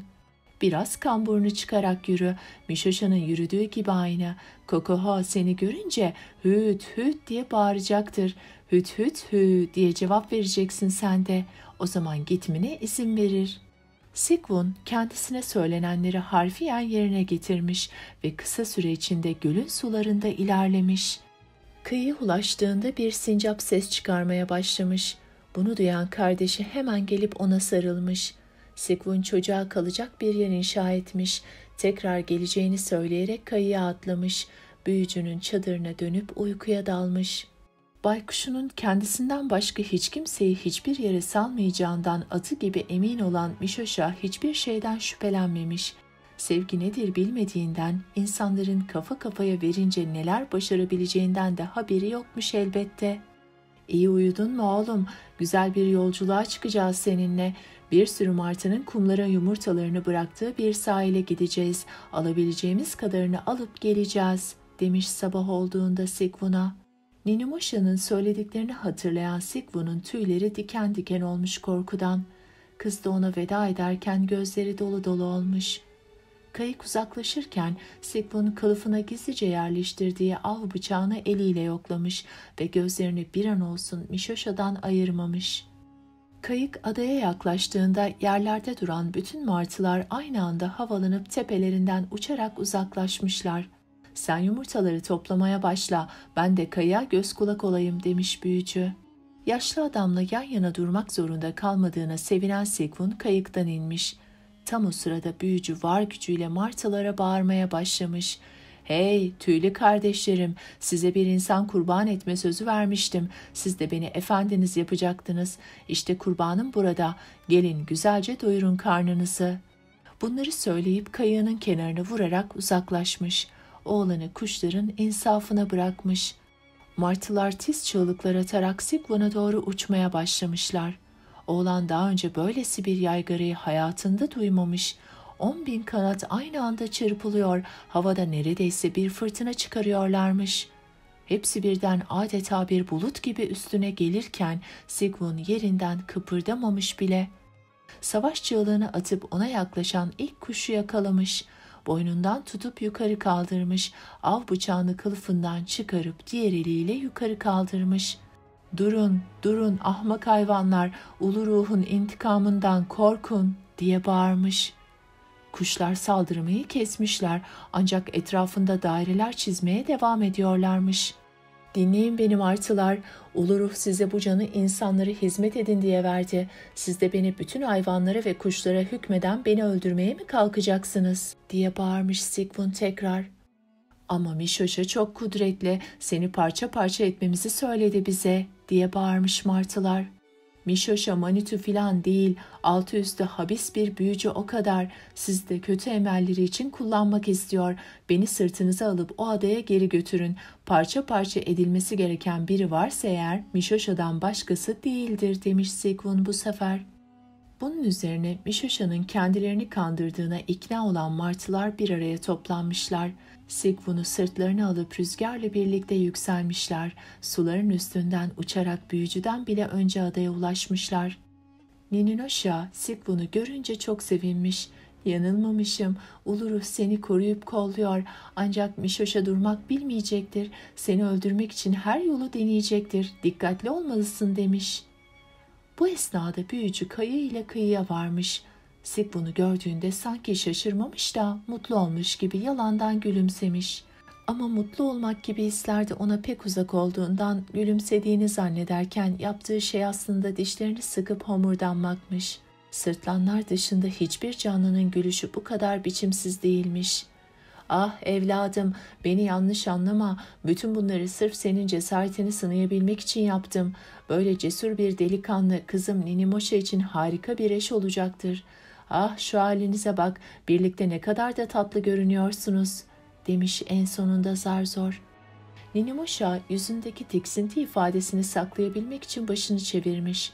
Sigvun ise yaşlı büyücünün söylediklerine inanıyormuş gibi davranmış. "Ama kendimi affettirmem lazım. Hiçbir şey yok üstünde başında. Gel seninle Deniz Kabukları Adası'na gidelim. Sana şöyle güzel bir savaşçı elbisesi yaptıralım," demiş büyücü bu sefer. Gittikleri yer gerçekten de olağanüstü güzellikteymiş. Güneşin ışıkları altında mücevherler gibi parlayan deniz kabukları ile kaplıymış her yer. "Baksana şurada minik bir patika var, suyun altında parlıyor," demiş Mishosha kayıktan inip kıyıda yürürken. Sigvun suya girmiş, su bacaklarına kadar geldiğinde büyücü yine kayığına atlayıp var gücüyle uzaklaşmış. "Ey balıkların kralı, bunca zaman bana hizmet ettin, işte emeklerinin karşılığı," diye bağırmış giderken. O sözlerini bitirir bitirmez denizden devasa bir balık çıkmış, koca ağzını açıp Sigvun'a doğru yüzmeye başlamış. Ancak Sigvun yerinden bile kıpırdamamış, yüzünde bir gülümsemeyle av bıçağını çıkarmış ve "Bana bak yaratık, ben Sigvun, adımı bir nefesiyle buz tutmuş diyarları ısıtan, dağları yeşile bürüyenden aldım. Korkak Minosha ulu ruhun gazabından korktuğu için kendi yapamadığını sana yaptırmak istiyor. Eğer bir damla kanımı dökecek olursan bu sular o kanla kırmızıya döner. sen de bütün kabilende ölür gidersiniz diye bağırarak konuşmaya başlamış. Demek Mişoş'a kandırdı beni ha? Bana gencecik, tazecik bir kız getirecekti güya. Onun yerine amansız bir savaşçı getirmiş. Beni bağışlayın efendim, bilmiyordum. Söyleyin ne isterseniz, emrinize amadeyim, demiş balıkların kralı bunun üzerine. Seni aşağılık, gencecik bir kızı yemenin iyi bir şey olduğunu mu sanıyorsun sen? Sözünü tutmamış da bilmem ne. Şuracıkta canını almam lazım aslında ya, sana bir şans vereceğim. Al beni sırtına, Mişoşa'nın adasına geri götür. Bundan sonra da böyle canilikler yapmayacağına söz ver, diye bağırmış Sigvun. Balıkların kralı hemen Sigvun'u sırtına almış ve öyle hızlı yüzmeye başlamış ki daha Mişoş'a kıyıya yeni varmışken oraya varmışlar. Büyücü o esnada Ninimoşa'ya genç oğlanın nasıl da kayıktan düşüp koca bir balığa yem olduğu yalanını anlatıyormuş. O esnada Sigvun hiçbir şey olmamış da her gün gittiği bir yerden dönüyormuş gibi yanlarına gelmiş. Yüzsüz Mişoş'a bütün yaptıklarına rağmen yine de mazeretler üretmeye girişmiş. Bu yalanı sana söyledim kızım, çünkü bu delikanlıyı ne kadar önemsediğini görmek istedim demiş. Ancak içinden bir sonraki sefer başarısız olmayacağına dair yeminler ediyormuş. Hemen ertesi sabah yeni planını uygulamaya koyulmuş. Şu gariban baykuş iyice yaşlandı. Gidip genç bir kartal avlayacağım kendime. Sonra da onu evcilleştireceğim. Yardım eder misin bana? Demiş. Sigvun yardım etmeye razı olmuş. Büyülü kayaya yeniden atlayıp göle kadar uzanan kayalıkların olduğu bir yere gitmişler. Burada uzunca bir çam ağacının dalları arasında bir kartal yuvası varmış. İçindeki yavrular henüz uçamayacak kadar küçükmüş. Haydi anneleri gelmeden tırman şu yuvaya, demiş Mişoş'a. Sigvun ağaca tırmanmaya başlamış ve tam yuvaya erişmişken büyücü çam ağacı ile konuşup onu daha da uzamasını emretmiş. Ağaç hemen uzamaya başlamış. Tepesi iyice bulutlara yaklaşıp da rüzgarla sağa sola savrulmaya başlayınca Sigvun iyiden iyiye korkmuş. O esnada büyücü aşağıdan tuhaf bir çığlık atmış ve anne kuş bir anda bulutların içinden çıkıp yavrularını korumak için yuvaya doğru uçmaya başlamış. "Ha ha, bu sefer kurtulamazsın. Ya kendini aşağı atıp paramparça olacaksın ya da bu kartal gözlerine oyacak," diye gülmüş Mişoş'a. Bunları söylemiş ve kayığına atlayıp sislerin içinde gözden kaybolmuş. Bu esnada anne kartalın yanına başka kartallar da gelmiş. Sigvun'un etrafında çığlıklar ata ata dolaşmaya başlamışlar. Oğlan onlara seslenmiş. "Kardeşlerim, şu saçlarımda takılı olan kartal tüyüne bakın. Sizin cesaretinize, maharetinize hayran olduğum için taktım onu oraya. Evlatlarınıza da zarar verecek değilim. Ancak bana bakarsanız efendinizi görürsünüz. Zira ben bir insanım, siz ise kuş. Bana itaat edin bu yüzden ve beni Mişoşa'nın adasına geri götürün," demiş. Sigvun'un övgüleriyle gururları okşanan hayvanlar genç adamın cesaretini de takdir etmişler. Böylece iri erkek kartallardan birinin sırtına binen Sigvun sağ salim büyücünün adasına ulaşmış. Ne kuşların ne balıkların bu oğlana zarar verdiğini gören Mişoş'a onun gerçekten de ulu bir Manitu tarafından korunduğuna ikna olmuş. Belli ki bu işi başka türlü halletmesi gerekecekmiş. "Son bir sınavdan daha geçireceğim seni. Bunda da başarılı olursan Ninimoşa ile evlenebilirsin. Ama önce avdaki maharetini göstermen lazım bana. Gel bakalım," demiş. Gidip ormanda bir çadır kurmuşlar. Büyülü güçlerini kullanan Mişoş'a bir kar fırtınası çıkarmış. Kuzeyden gelen bu rüzgar insanda sağına soluna buzdan oklar batıyor hissi uyandırıyormuş. Bir gece önce Sigvun yattığı zaman çoraplarıyla çarıklarını kuruyup ısınması için ateşin başına koymuş. Ancak daha gün doğarken uyanan Mişoş'a bir çarıkla bir çorabı aldığı gibi ateşe atmış. "Ne oldu?" demiş o anda uyanan Sigvun. "Ah evladım, yetişemedim, geç kaldım. Bu zamanlarda ateş her şeyi kendine çeker. Çoraplarınla çarıklarının da birer tekini çekivermiş içine. Ah keşke seni uyarsaydım," demiş Mişoş'a. Gerçekten ne olup bittiği gün gibi ortadaymış. Ancak Sigvun dilini tutmuş. Mişoş'a onun donarak ölmesini istiyormuş besbelli. Sigvun içinden Manitus'una dua etmiş. Ateşten köz olmuş bir odun parçası alıp bir bacağıyla ayağını karaya bulamış. Bu esnada hala dua ediyormuş içinden.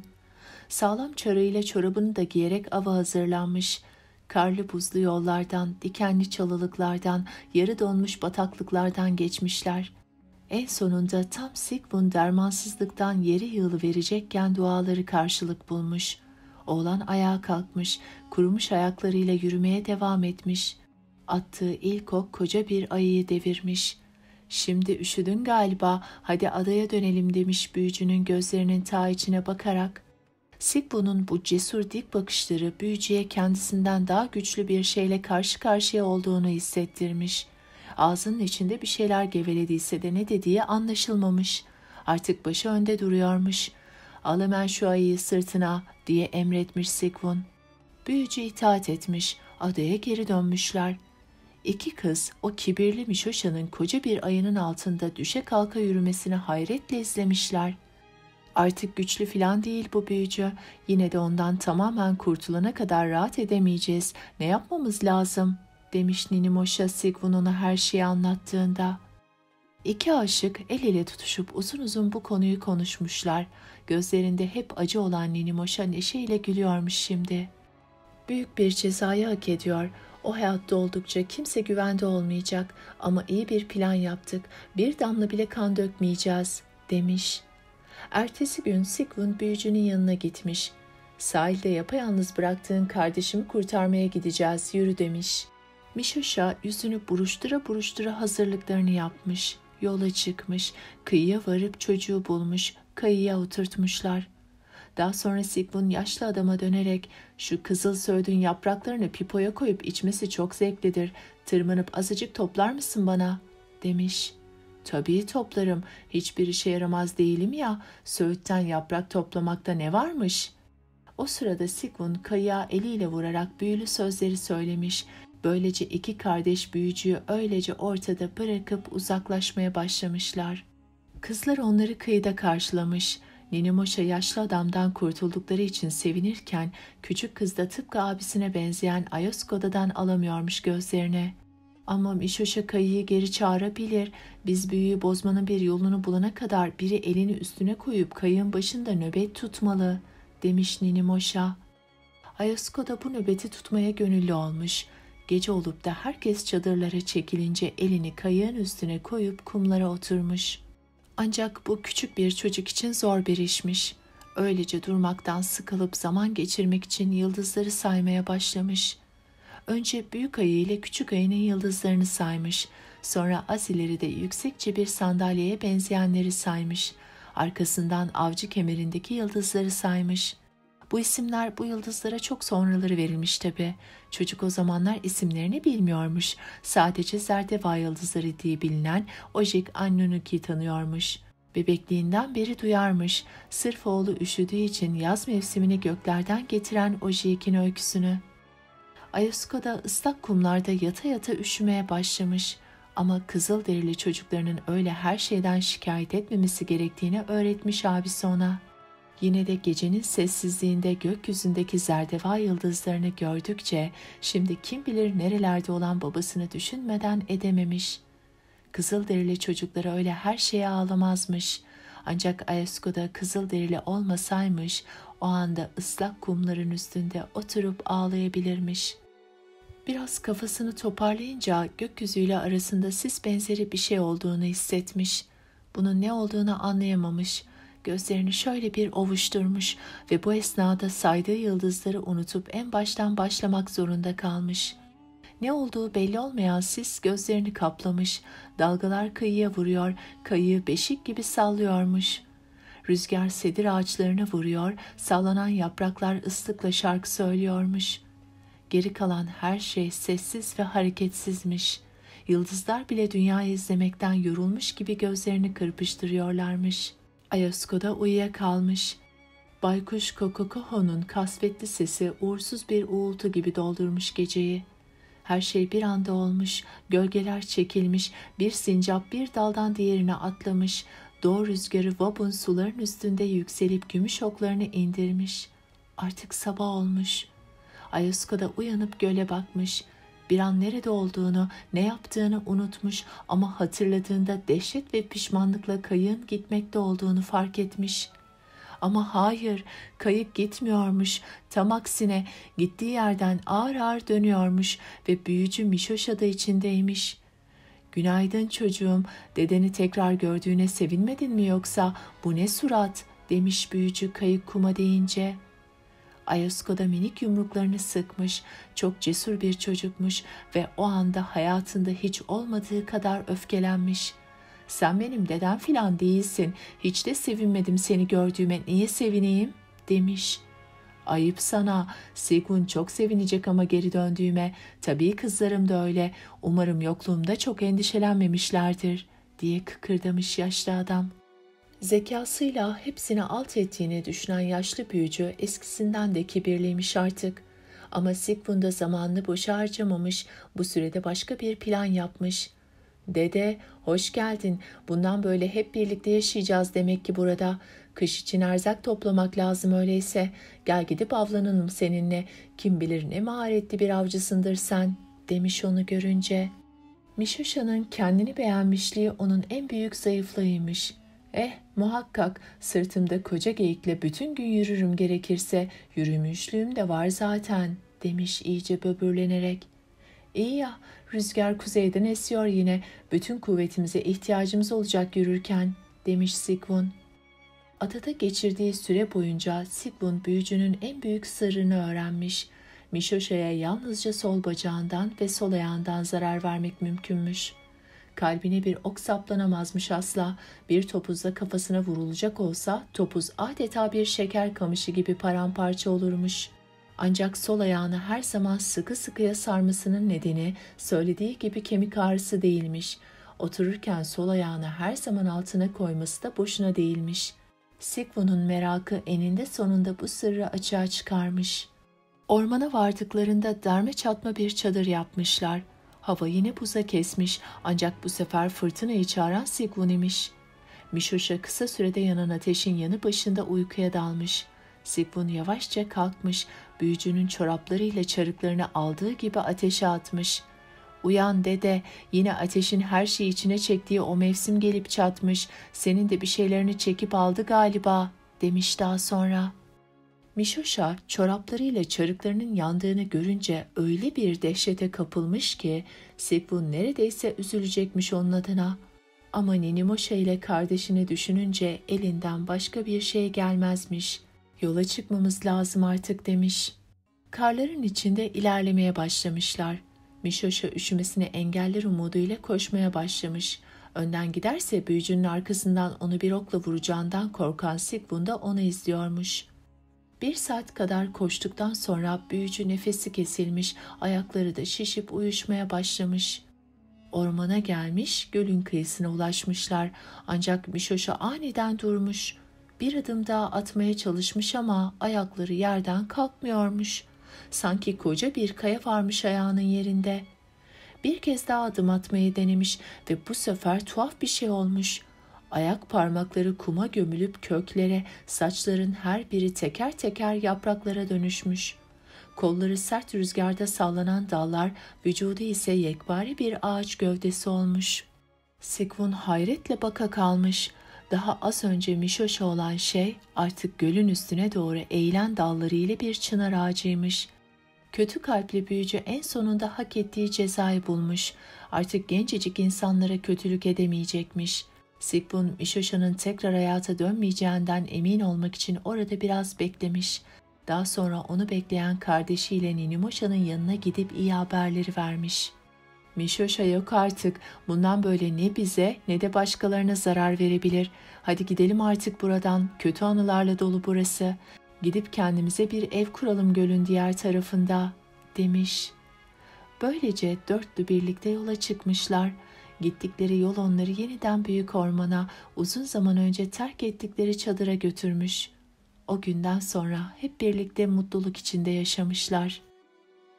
Aptalın eşeği. Köyün bilgisi, o yörenin aptalı olarak bilinen kişinin eşeğini kıyasıya dövdüğünü görünce müdahale etti. "Oğlum, kendine gel, zavallı hayvanın canını çıkardın, hiç unutma, başkasına karşı şiddete başvuranlar eninde sonunda şiddetle karşılık görür." Aptal dayağa ara vermeden yaşlı bilgeye cevap verdi. Amca, işte ben de eşeğe tam da bunu öğretmeye çalışıyorum. Lanet hayvan biraz önce beni çifteledi, fena halde canımı yaktı, dedi ve eşeği daha şiddetle dövmeye devam etti. Bilge kişi yanındaki öğrencisiyle oradan uzaklaştı. Az sonra da öğrencisine dönerek şunu söyledi. Aptalların hayat felsefesi düşünen insanlarınkinden daha derin, daha anlamlı, daha gerçekçi olamaz. Buna kuşku yok. Ama dile getiriş şekilleri bizlerinkinden çok daha inandırıcı ve etkileyici.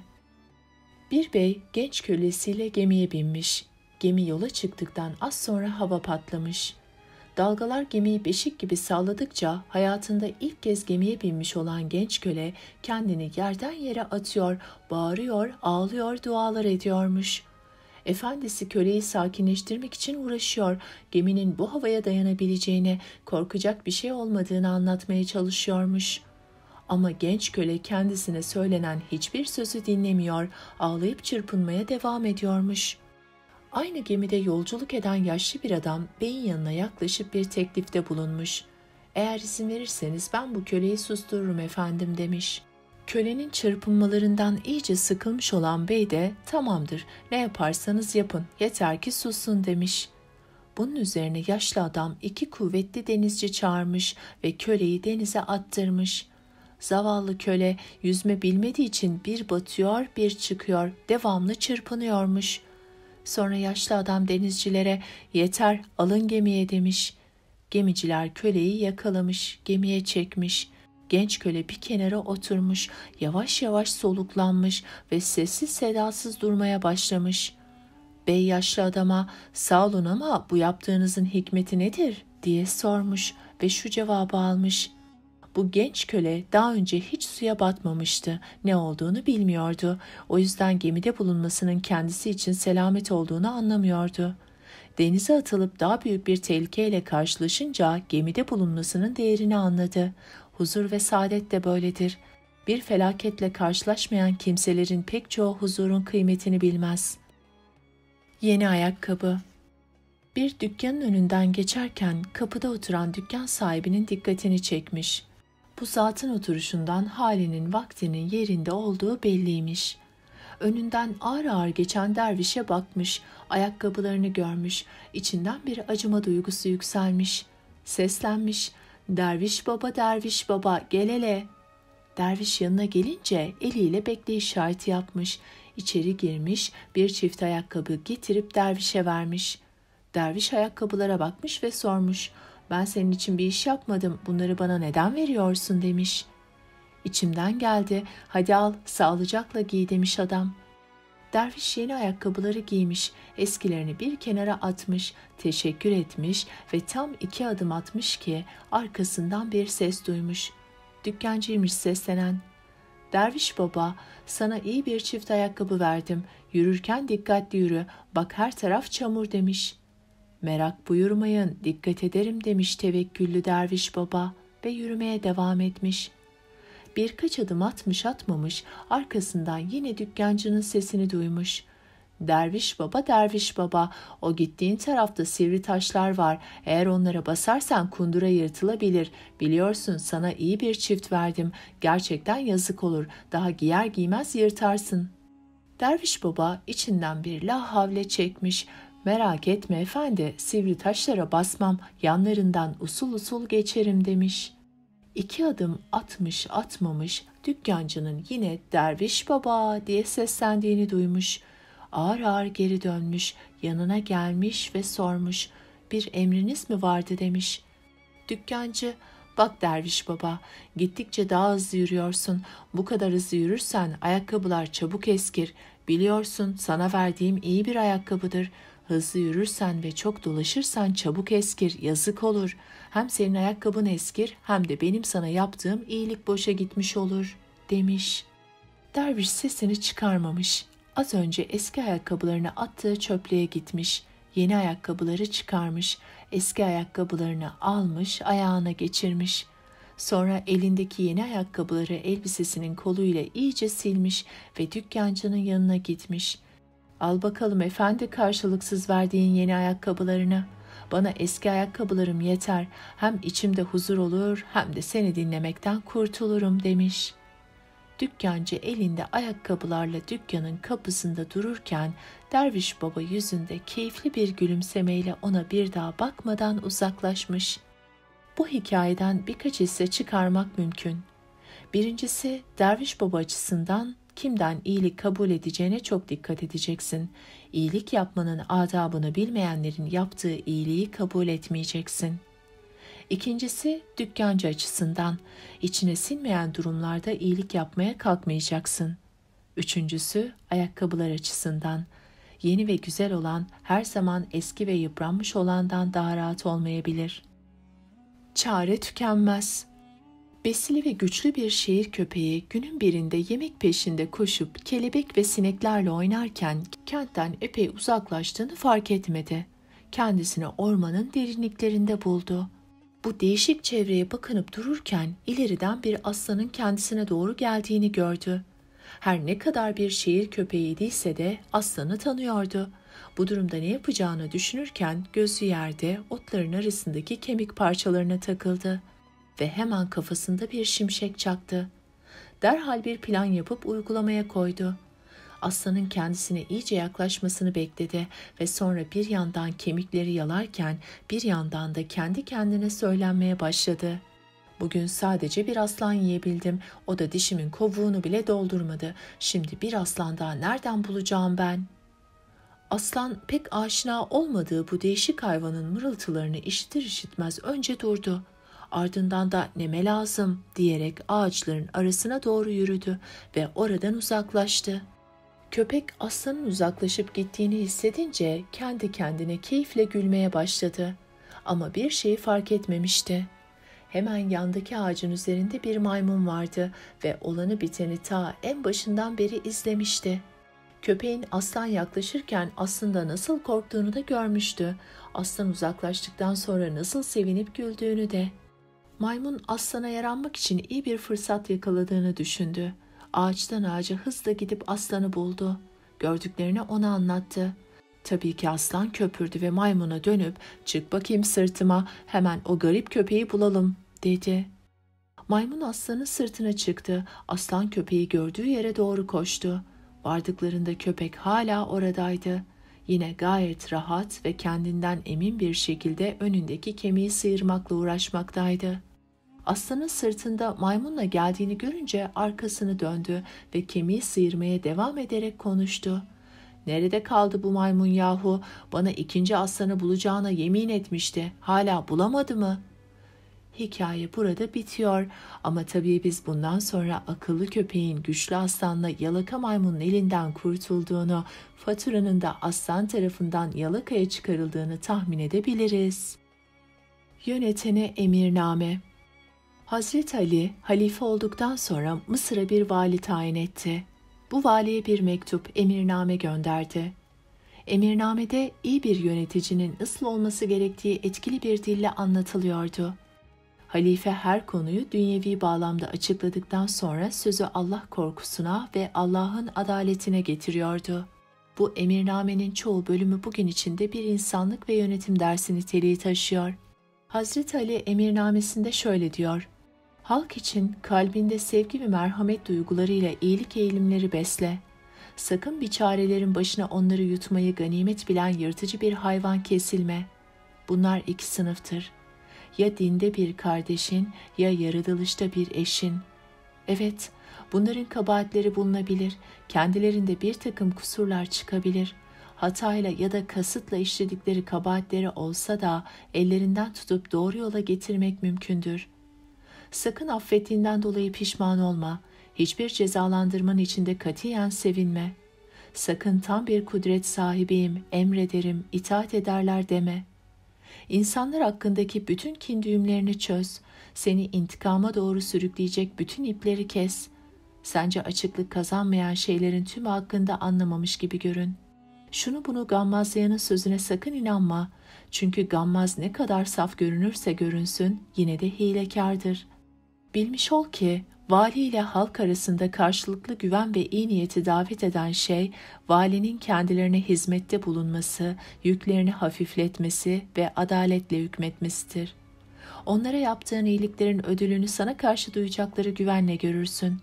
Onlara kötü muamele etmenin karşılığı ise sana duyacakları düşmanlıktır. Bu ümmetin ileri gelenleri tarafından işlene gelmiş, herkesin benimsediği ve halkın iyi bir şekilde uyguladığı güzel bir adeti sakın kaldırayım deme. Memleketin yararına olan tedbirleri tespit etmek ve senden önce insanlara huzur, güven, doğruluk ve iyilik sağlaya gelmiş olanları devam ettirmek için bilginlerle ve bilenlerle sürekli olarak görüş ve danış. Halk arasında hüküm vermek için seçtiğin kişiler övülme ile şımarmaz, heyecanla eğilip bükülmez olsun. Aslında böyle kişiler de pek nadirdir. Bu kişilerin verdiği hükümleri sen sık sık tahkik et. Onlara senin yanında öyle mevkiler ver ki sana yakın olan diğer kişilerden hiçbir o mevkiyi göz dikmesin ve o kişiler de kendilerine başkalarından hainlik gelmeyeceğinden emin olsun. Bu hususta gayet dikkatli olmalısın.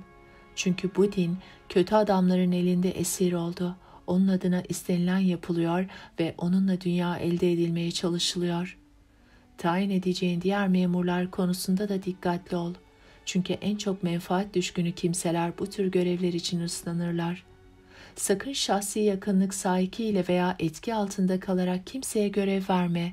Çünkü bencillik ve tarafgirlik zulüm ve ihanete götüren iki nedendir. Bunları geçimleri hususunda geniş bir surette tatmin et. Çünkü bu tutumun kendilerini iyiliğe yöneltmede kuvvetli bir destek olacağı gibi elleri altındaki şeylere tenezzül etmekten de bu sayede uzak kalırlar. Ayrıca eğer emirlerine karşı gelirler veya emaneti sakatlarlarsa bu tutumun senin onlara karşı kullanacağın bir güç olur. Kalkınmış ülkeler yük taşıyabilir, onlara istediğin kadar yük yükleyebilirsin. Bir ülkenin harap olması ise halkının sefalete düşmesindendir. Halkı sefil eden sebep de valilerin servet toplamaya düşkün olmaları, mevkilerinde uzun süre kalamayacaklarını düşünmeleri ve geçmiş olaylardan yeteri kadar ibret alamamalarıdır. Valilerin çevresinde seçkin kimseler ile kendilerine pek yakın olanlar vardır ki, bazen bunların iltimasları, haksızlıkları ve muamelelerinde insafsızlık görülebilir. Bunların zararını bu gibi hallerin nedenlerini ortadan kaldırarak giderebilirsin. Çevrendekilerden, ileri gelenlerinden ve akrabandan hiçbirine toprak verme. Bunların hiçbiri senden cesaret alarak ortak su ya da ortak başka bir varlığa el koyup başkalarına zarar verecek şekilde mal edinmeye tamah etmesinler. Eğer has adamlarından ve yakınlarından biri yasaları çiğnemiş ise senin için ne kadar güç olursa olsun cezasını eksiksiz uygula. Bu hususta sabır, sebat, dikkat göster ve davranışının sonunu gözet. Çünkü bu tutumunun sonu hayırdır. Çiftçi ve çömlekçi kardeşler. Bir babanın biri çiftçi, diğeri de çömlekçi iki oğlu varmış. Kış bitip bahar mevsimiyle beraber güneş ve yağmurlu günler kendini gösterdiği bir mevsimde baba oğullarının durumlarını yerinde görmek için ziyaretlerine gider. Evvela büyük oğlu çömlekçinin misafiri olur. O gece yemekler yenir, kahveler içilir, sohbetler edilirken baba sözü iş durumuna getirir. Oğlu, babacığım çok güzel çömlekler yaptım. Allah'a duam şudur ki inşallah havalar güneşli geçer, çömleklerim kısa zamanda kurur ve onları satar para kazanırım der. Baba bir şey söylemeden ertesi gün diğer oğlunun misafiri olur. Akşam yine yemek çay derken sohbet geçim durumuna söz gelir. Ve oğul babasına, babacığım çok güzel ekin ekmişim. İnşallah mevsim yağmurlu geçer ve buğdaylarım bu sene çok verir, iyi para kazanırız der. Baba yine bir şey söylemeden ertesi gün evine gelir. Hanımı çocuklarının durumunu sorduğunda, hanım çocuklarımdan biri güneş ister, diğeri yağmur. Bunlardan birinin bu sene işi zor olacak ama hangisinin onu biz bilemeyiz, Allah bilir der. Gül yaprağı. Abdülkadir Geylani Hazretleri Bağdat'ta bir dergaha misafir olmak ister. Ancak dergahta onu misafir edecek yer kalmadığı için dergahın piri süt dolu bir bardağa hem ikram olsun diye hem de misafir edecek yerlerinin kalmadığını ifade etmek için Abdülkadir Geylani'ye gönderir. O da bunun ne anlama geldiğini anlayarak süt dolu bardağın üzerine bahçedeki güllerden bir gül yaprağı kopararak süt dolu bardağın üstüne kor ve sütü geri gönderir. Onun bu yüksek ferasetine hayran kalan dergahın piri Abdülkadir Geylani'yi dergahında misafir eder. Sütü taşırmayan bir gül yaprağına her zaman yer vardı çünkü. Güle damlar, gül suyu güle damlar, kendi gül, meclisi gül, oturmuş gül adamlar. Kavanozdaki taşlar. Zamanın iyi ve üretken kullanımı konusunda zaman zaman kurslar düzenleniyor. İşte bu kurslardan birinde zaman kullanma uzmanı öğretmen, çoğu hızlı mesleklerde çalışan öğrencilerine "Haydi küçük bir deney yapalım" demiş. Masanın üzerine kocaman bir kavanoz koymuş, sonra bir torbadan irice kaya parçaları çıkarmış ve dikkatle üst üste koyarak kavanozun içine yerleştirmiş. Kavanozda taş parçası için yer kalmayınca sormuş, "Kavanoz doldu mu?" Sınıftaki herkes "Evet doldu" cevabını vermiş. "Demek doldu ha" demiş hoca. Hemen eğilip bir kova küçük çakıl taşı çıkartmış, kavanozun tepesine dökmüş. Kavanozu eline alıp sallamış. Küçük parçalar büyük taşların sağına soluna yerleşmişler. Yeniden sormuş öğrencilerine, "Kavanoz doldu mu?" İşin sanıldığı kadar basit olmadığını sezmiş olan öğrenciler, "Hayır, tam da dolmuş sayılmaz" demişler. "Aferin" demiş zaman kullanım hocası. Masanın altından bu kez de bir kova dolusu kum çıkarmış. Kumu kaya parçaları ve küçük taşların arasındaki bölgeler tümüyle doluncaya kadar dökmüş ve sormuş yeniden, "Kavanoz doldu mu?" "Hayır, dolmadı" diye bağırmış öğrenciler. Yine "Aferin" demiş hoca. Bir sürahi su çıkarıp kavanozun içine dökmeye başlamış. Sormuş sonra, "Bu gördüklerinizden nasıl bir ders çıkardınız?" Atılgan bir öğrenci hemen fırlamış. "Şu dersi çıkarttık. Günlük iş programımız ne kadar dolu olursa olsun her zaman yeni işler için zaman bulabilirsiniz." O da doğru ama çıkartılması gereken asıl ders şu: eğer büyük taş parçalarını baştan kavanoza koymazsanız daha sonra asla koyamazsınız, demiş zaman kullanma hocası ve ardından herkesin kendi kendisine sorması gereken soruyu sormuş. Hayatınızdaki büyük taş parçaları hangileri? Onları ilk iş olarak kavanoza koyuyor musunuz? Yoksa kavanozu kumlarla ve suyla doldurup büyük parçaları dışarıda mı bırakıyorsunuz? Düş göremeyen padişah. Zamanın birinde yaşlı bir padişah varmış. Ülkesi bayındır, halkı neşeli mi neşeliymiş. Günün birinde günleri sayılı padişahın vakti gelmiş. Gözlerini dünyaya kapamış. Padişah tahtı hiç boş kalır mı? Hemen ertesi gün sarayın ileri gelenleri bir araya gelerek sırasını bekleyen büyük şehzadeyi tahta oturtmuşlar. Yeni padişahın ilk işi başta sadrazam ve vezirler olmak üzere akıllı, bilgili yöneticileri toplamak olmuş. Onlara "İşinizi babamın zamanındaki gibi hiçbir şeyi değiştirmeden aynen yürüteceksiniz" diye buyurduktan sonra gitmiş tahtına kurulmuş. Kurulmuş ama gözünü kulağını da halkından ayırmamış. Her gün ülkesinin dört bir yanından haberler alırmış. Herkesin işinin gücünün yolunda gittiğini öğrenince de gönlü rahatlar, mutlu olurmuş. Çevresindekilere "Ülkemde herkesin bir işi var, padişahın işi de mutlu olmaktır" der dururmuş. Yeni padişah böylece günlerini mutlu mutlu geçirip gidiyormuş. Aradan günler, haftalar, mevsimler geçmiş. Bir gün padişah has bahçenin havuz başında oturmuş gökyüzüne bakıyormuş. Tam o sırada sadrazam saraya gelerek bir iş için padişahla görüşmek istemiş. Görevliler sadrazamı yavaşça bahçeye almışlar.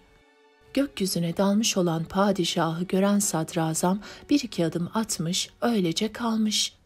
Biraz sonra ortalıkta bir şeytan dolaşıyor olmalı ki sadrazamın öksürüğü tutmuş. Öksürük sesini duyan padişah öfkeyle arkasını döndüğünde sadrazamla göz göze gelmiş. "Ne vardı lala beni böyle ürkütecek, böyle olur olmaz zamanda arkamda dikilip durduğuna göre önemli bir şey söyleyeceksin demektir" demiş. "Sözüm vardı ya padişahım, ama sizi hayallere dalmış görünce ne konuşabildim ne de geri dönebildim" demiş. Ne demek hayallere dalmak? Bir padişahın hayal kurmaya ihtiyacı olabilir mi hiç? İnsan isteyip de elde edemediklerinin hayalini kurar. Her türlü gücü elinde tutan bir padişah neyi isteyip de elde edemez ki onun hayalini kursun? Sadrazam bir iki kemküm ederek haklısınız efendim dedikten sonra yeni yapılacak bir köprüden söz etmeye başlamış. Padişah onu fazla dinlemeden babamın zamanında bir köprü nasıl yapılıyor idiyse aynen öyle yaptırırsınız. Kendinizi yoracak şeyler tasarlamaya kalkmayın diye kestirip atmış. Sadrazam her şeyi eskisi gibi yapmanın sonunun neye varacağını düşüne düşüne padişahın huzurundan ayrılmış. Aradan aylar, mevsimler, yıllar geçip gitmiş. Bir sabah karısı padişahla konuşmaya başlamış. Efendimiz, bu gece ne oldu biliyor musunuz? Ne oldu? Hiç bilmediğim, görmediğim bir kuş geldi. Kanadının tüylerini bana dokundurdu. O anda ben kuş oldum, uçtum. Önüme bir deniz çıktı. Denizin üstünde uçarken bir balık başını sudan çıkardı ve dile geldi. Denizde yaşamaktan bıktım usandım, kıyıya çıkmak için bana yol gösterir misin dedi. Tuhaf şey, benimle konuşan balığın sesi senin sesinde. Ona beni izle dedim. Ben uçtum, o yüzdü. Kıyıya vardığımızda balık kendini kumların üzerine attı. Bana kanatlarını dokundursana dedi. Alçaldım, kanadımı dokundurdum. Balık o anda uçmaya başladı. O da kuş olmuştu. Bana da teşekkürler sana, ömür boyu suyun içinde yaşamaktan kurtardın beni. Artık canımın istediği gibi uçup gezeceğim dedi ve kayboldu. Efendimiz, içime bir kuşku düştü. Acaba sarayını bizleri bırakıp bir başka dünyalara mı gideceksin? Karısını şaşkın şaşkın dinleyen padişah, nasıl olur hatun, ben gece yatağımda mışıl mışıl uyudum, seni de odanda uyudun diye biliyorum demiş. Odamdaydım, uyudum demiş karısı. Peki kuş nereden geldi de tüylerini sana sürdü? Pencerem mi açıktı? Sonra kuş olduysan sabahleyin nasıl tekrar insan oldun? Ayrıca balık nasıl uçan balık oluyor da uçuyor? Anlattıklarından hiçbir şey anlamadım. Sen çok yaşa padişahım, ben bu anlattıklarımı düşümde yaşadım demiş karısı. Düşünde mi? Düş görmek ne güzelmiş. Kuş oluyorsun, uçuyorsun, balıklarla konuşuyorsun. Padişah birden durmuş. Ben niçin düş görmüyorum diye düşünmeye başlamış. Sonra kendi kendine söylenmiş. Padişah olduğumdan beri hiç düş görmediğimin farkına şimdi vardım. Acaba padişahlar düş görmezler mi? Bilmem, öteki padişahlara sormalı demiş karısı. Padişah hemen odasından fırlamış. Komşu ülkelerdeki padişahların düş görüp görmediğini öğrenip bana bildirin diye buyurmuş görevlilerine. 3 hafta sonra haber gelmiş. Meğer komşu ülke padişahlarının hepsi de düş görüyormuş. Bizim düş görmez padişahın içini bir üzüntü sarmış ki sormayın. Her akşam belki bu gece düş görürüm diye yatağına giriyormuş. Sabahları düş göremeden uyanınca da öfkeden ne yapacağını bilemiyormuş. Kendini üzüntüler içinde düşüncelere koyveren padişah, bu nasıl iştir? Uyanıkken her şeye gücüm yetiyor da uykuda niçin hükmüm geçmiyor? Demek ki ben gündüzlerin padişahıyım, uykuların padişahı olamamışım. Padişah dediğin düş görmek istediğinde dilediği gece dilediği düşü görebilmeli diye söylenip duruyormuş. Padişahın düş görememesi yalnız kendini değil, saraydaki herkesi üzüntüye boğmuş. Düş görmesi için çareler aramışlar. Yastığının altına büyülü taneler mi koymamışlar, 7 iklimden gelen 1001 çeşit bitkiyi mi kaynatıp içirmemişler. Ne çare ki hiçbirinin yararı olmamış. Padişahın gün be gün üzüntüsünün arttığını gören sadrazam düşünmüş, taşınmış. Sonunda sultanım, siz bizim padişahımız olduğunuza göre düşlerimizin de padişahısınız demektir.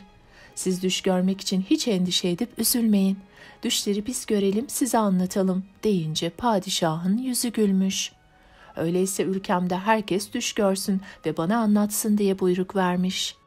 Ertesi gün sadrazam, padişahım, size düş anlatmaya ilk olarak ben başlayacağım. Daha sonra herkes gördüğü düşü huzurunuzda anlatır. Ben bu gece gördüğüm düşü izin verirseniz akşam anlatmak istiyorum demiş. Akşam olmuş. Padişah sadrazamın anlattığı düşü merakla dinlemiş. Sonra da uykuya geçmiş. Sabah uyandığında akşam dinlediği düşü kendisi görmüş gibi hatırlamış. Saraydakiler o gün padişahın pek sinirli olmadığını fark etmiş ve sevinmişler. Bunun üzerine herkes gördüğü düşü padişaha anlatmaya başlamış. Padişah da dinledikçe daha çok düş anlatılsın istemiş. Gün be gün düş dinleme isteği kabaran padişaha saraydakiler yetişememiş. Sarayın kapısı halka açılmış. Bunu duyanlar yel yepelek saraya koşmuşlar. Sırası gelen içeri alınmış. Padişah artık günlerini yalnızca düş dinlemekle geçiriyormuş. Ülkede birçok iş kötü gidiyormuş ama onun bundan haberi yokmuş. Çünkü eskiden olduğu gibi kimseye işlerin nasıl gittiğini sormuyormuş. Hatta söylemek isteyenleri azarlıyormuş. Bana düşten başka hiçbir şeyden söz etmeyin. Ben ülkemde görülen düşleri öğreniyorum. Bir padişah halkının ne gibi düşler gördüğünü bilmeli. Bilmeli ki halkının ne durumda olduğunu, nelere özlediğini anlayabilsin diyerek sabahtan akşama kadar düş dinliyormuş. Düşleri dinlerken yüzü çeşitli şekiller alıyormuş. Kimisinde dudak büküyormuş, kimi düşleri dinlerken kaşları çatılıyormuş, kimi zaman da gözleri yüz yuvarlak açılıyormuş. Anlat anlat diyormuş. Akşam olunca padişah dinlediği düşleri bir bir gözünün önünden geçiriyormuş. Çeşit çeşit düşleri gözünün önünden geçirmek pek hoşuna gidiyormuş. Bir ara düşlerin bazılarının birbirine benzediğini fark etmiş. Ertesi gün düş anlatanlardan birinin düşü şöyleymiş. Paraya çok sıkışmıştım. Borç bulmak için evden çıkmak üzereydim. Ama bir yağmur, bir şimşek, korkudan dışarı adım atamadım. Avluya oturup beklemeye başladım. Birden bir şimşek çaktı ve bizim avludaki kocaman kazana bir yıldırım düştü. Anında kazan altın kesildi. İçi de çil çil altınlarla doldu. Koştum, altınları almak istedim. Alamadım çünkü hepsi birbirine yapışıktı. Kazanı geriye çekmek istedim, yerinden oynatamadım. Evce kazma kürek getirip kazanı yerinden sökmek istedik. Kazmanın ağzı kırıldı, kazana hiçbir şey olmadı. Derken kapı açıldı. İçeri 2 tane iri yarı adam girdi. Bunlar padişahımızın diyerek kazanı kaptıkları gibi alıp götürdüler. Kapı kendiliğinden kapandı. Açıp dışarı çıkmak istedim, açılmadı. Zorlayıp dururken uyanmışım. Bu sözler üzerine padişah önündeki boş kağıtlardan birini almış. Başına korkulu düşler yazıp altına bir çizgi çizmiş. Düşlerini anlatanlardan birininki de şöyleymiş. Evden çıkmış, bahçemize doğru yollanmıştım. Çeşmenin yanından geçerken komşunun kızı testesini doldurmuş evine gidiyordu. Beni görünce testi elinden düştü, kırıldı. Akan sular yerde çoğala çoğala yayıldı, çevremi sardı. Derken suların üzerinden uzun uzun ağaçlar bitti. Kız kayboldu. Ben ağaçların arasında dolaşırken babasıyla karşılaştım. Hemen kaçtım. Öbür tarafa saptım. Bu kez ağabeyisi çıktı karşıma. Ondan da kaçtım. Gizlene gizlene kızı aramayı sürdürdüm. Ne kızı bulabiliyordum ne de ağaçların dışına çıkabiliyordum. Birden ortalık karardı, yere oturdum. Karşımdaki ağaçların arasından bir ışık belirdi. Kız elinde bir sokak feneri tutuyordu. Kalktım, ona doğru koşmak istedim ama adım atamadım. Ayağımı oynatmak için zorlarken uyanmışım. Padişah önündeki kağıtlardan birinin başına da boş düşler yazıp altına bir çizgi çizmiş. Sonra bir başkası başlamış düşünü anlatmaya. Mevsimi gelmiş, tarlaya tohum ekiyordum. Buğdayları tarlaya serpmeye başlayınca bir kuş sürüsü geldi. Ben serptim, onlar yedi. Ben serptim, onlar yedi. Sonunda elimdeki tohumlar bitti. Üzgün üzgün eve gittim. Avluya girer girmez buğday ambarlarının üstünden o kuşlar uçup gittiler. Ambarların üstüne çıkıp baktığımda hepsinin ağzına kadar dolu olduğunu gördüm. Hem de buğdayların hepsi iri iriydi. Sevinçle uyandım. Padişah 3. kağıdın başına da hoş düşler yazıp altına bir çizgi çekmiş.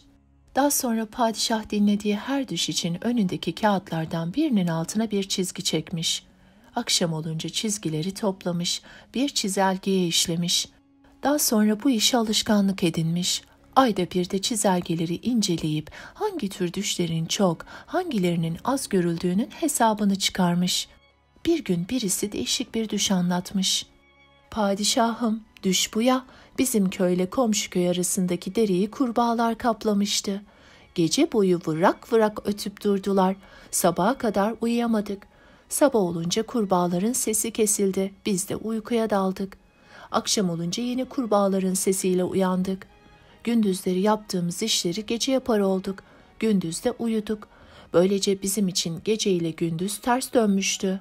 Padişah bu düş için hangi kağıda çizgi çekeceğini kestirememiş, sadrazamını çağırmış. Düşlere göre ülkede bazı işler ters dönmeye başlamış. Geceyi gündüz, gündüzü gece gibi yaşayanlar varmış.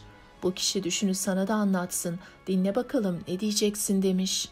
Sadrazam düşü anlattırıp dikkatle dinlemiş ve adama nereli olduğunu sormuş. Sonra padişaha dönüp açıklamış. Düşü doğrudur padişahım. O köylerin bazı yerlerine su kanalları, bazı yerlerine de köprü gerekli. Bunları eskilere benzeterek yapamıyoruz. Mimarbaşımızın büyük ustaların hayalleri, tasarımları var. Ama siz her iş babamın zamanındaki gibi olsun diye buyurduğunuz için yeni bir şeyler tasarlayıp yapamıyoruz. Eğer yeni fermanlar çıkarırsanız ülkenizin yüzü baştan aşağı değişir. O zaman hanlar, hamamlar, yollar, köprüler şimdi olduğu gibi birbirine benzemeyecek diye yanıtlamış. Sadrazam sevinçle huzurdan ayrılırken içten içe gülüyormuş. Çünkü padişahın dikkatini çeken o düşü vezirlerle birlikte kendisi uydurmuş. Anlatmak için bir kişiyi görevlendirmiş. O da kendisinin gördüğü bir düşmüş gibi padişaha başarıyla anlatmış. Böylece amaçlarına ulaşmışlar. Hemen vezirler ve sadrazam kolları sıvamışlar. Yapılacak değişikliklere göre yeni fermanlar hazırlayıp padişahın önüne koymuşlar. Padişah da basmış mühürü. Artık ülkenin dört bucağında bir çalışmadır başlamış ki görmeyin. Herkeste bir gayret. Gün be gün yapılar artmış, yeni kentler kurulmuş. Ülkede bunlar olurken acaba bizim düş görmez padişah neler yapıyormuş? Düş görmez padişah, halkın anlattığı düşlerden birbirine benzeyenleri çizelgesinde işaretleyip dururken aklına bir soru gelmiş. Düşlerini anlatanlara bu düşleri nerelerde gördüklerini sormuş. Mevsim yaz olduğu için kimi harmanda, kimi bahçede, kimi damda yıldızların altında yatarken düş gördüklerini söylemişler. Padişah bunu öğrendi ya, hemen emir vermiş sarayın çok uzağındaki bir av köşkünün bahçesinde yatık hazırlamaları için. Akşam olunca gitmiş oraya, yıldızların altında uykuya dalmış. Sabaha doğru ter içinde uyanmış. Gördüğü düşün etkisiyle yerinden fırlamış. Doğruca saraya gelmiş.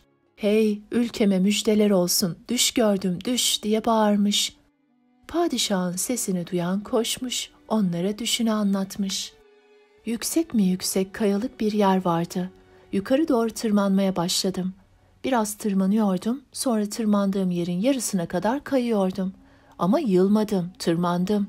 Elim tepeye ulaşınca tutundum. Tutunmamla başımın üstüne büklüm büklüm altın saçların sarkması bir oldu. Geniş alnıyla ay gibi yüzü olan bir kızın saçlarıydı bunlar. Kız elimden tuttu, düzlüğe çıktım. Yorgun argın oturdum. O da karşıma geçti. Bana güzel sözler söyledi, beraberce şarkılar söyledik. Kendimi bildim bileli ilk kez şarkı söylemiş oldum. Sonra oyunlar oynadık. Oynarken uzakta birilerini gördü. Koşarak gitti. Bir fırtına çıktı. Sürükleye beni kıyıya getirdi. Düşmek üzereyken uyandım. Padişahın düşü sarayda görülmedik bir bayram sevinci estirmiş. Düşten anlamlar çıkarana, bilginlere sorulmuş. Sonunda ayla yıldızlarla, kuşlarla, yağan karla, esen yelle konuşan biri var, bakalım o ne anlam verecek demişler. O da çok söze gerek yok, padişahımız aşık olmuştur diye kestirip atmış. Bunu duyan padişah küplere binmiş. Nasıl olur? Hiç padişaha aşk yakışır mı? Bir padişah koca ülkeyi bırakacak da bir kişiyi düşünecek. Olacak iş mi yani? Hem bu işler için benim yaşım başım da geçti. Göreceğim düşler padişahça düşler olmalı diyerek öfkelenmiş. Ben artık düşmüş istemiyorum demiş. Aradan epeyce zaman geçmiş. Bir sabah karısına gördüğü düşü anlatmaya başlamış. Denize düşmüştüm. Biraz yüzünce bir ada çıktı karşıma. Kurtulmak için adaya doğru yüzdüm. Tam adaya varacakken sular beni geri geri çekiyordu. Ben yüzüyorum, dalgalar beni geri geri atıyordu. Kafamı kaldırıp adaya baktığımda altın saçlı o kızı görmez miyim? Ama bu kez bana elini uzatmadı. Biraz uzağında genç avcılar vardı, onlarla konuşuyordu. Ben yorgunluktan bitkin düşmüştüm ki uyandım. "Efendimiz, gördüğün gibi o kız başkalarıyla haşır neşir, sana ne ondan?" demiş karısı. "Hatun, bu bir düştü," demiş padişah, demiş ama günlerce düşlerini düşünmekten kendini alamamış. Bir gün padişah sadrazama, vezirlere, saraydaki ileri gelenlere haber salmış toplansınlar diye. Herkes meraktan çatlayacakmış. Beklenmedik bu toplantının nedenini öğrenmek için nefeslerini kesmiş, padişahın ağzının içine bakıyorlarmış. Padişah hüzünlü bir sesle konuşmuş. "Benim akıllı, bilgili, çalışkan yöneticilerim, yarından sonra tahtı bırakıyorum. Bildiğiniz gibi yetişkin oğlum yok. Yerime büyük kardeşimi oturtmak için hazırlığınızı yapın." Herkes çok şaşırmış. Vezirler padişaha sormuşlar. "Nasıl olur padişahım? Biz sizsiz yapamayız. Efendimiz neden böyle bir karar aldılar?" "Bu kadar yıl sonra ilk kez sarayın dışına çıktım. Çıkar çıkmaz da düş gözüm açıldı. Ben artık herkes gibi olmak, hayal kurmak, düş görmek, şarkı türkü söylemek istiyorum. Bundan böyle içim beceremediğim padişahlıktan, dışımda saraydan kurtulmuş olacak." Padişah bunları söyledikten sonra toplantıyı kapatmış. Haber ülkeye, ülkeden de komşu ülkelere yel gibi ulaşmış.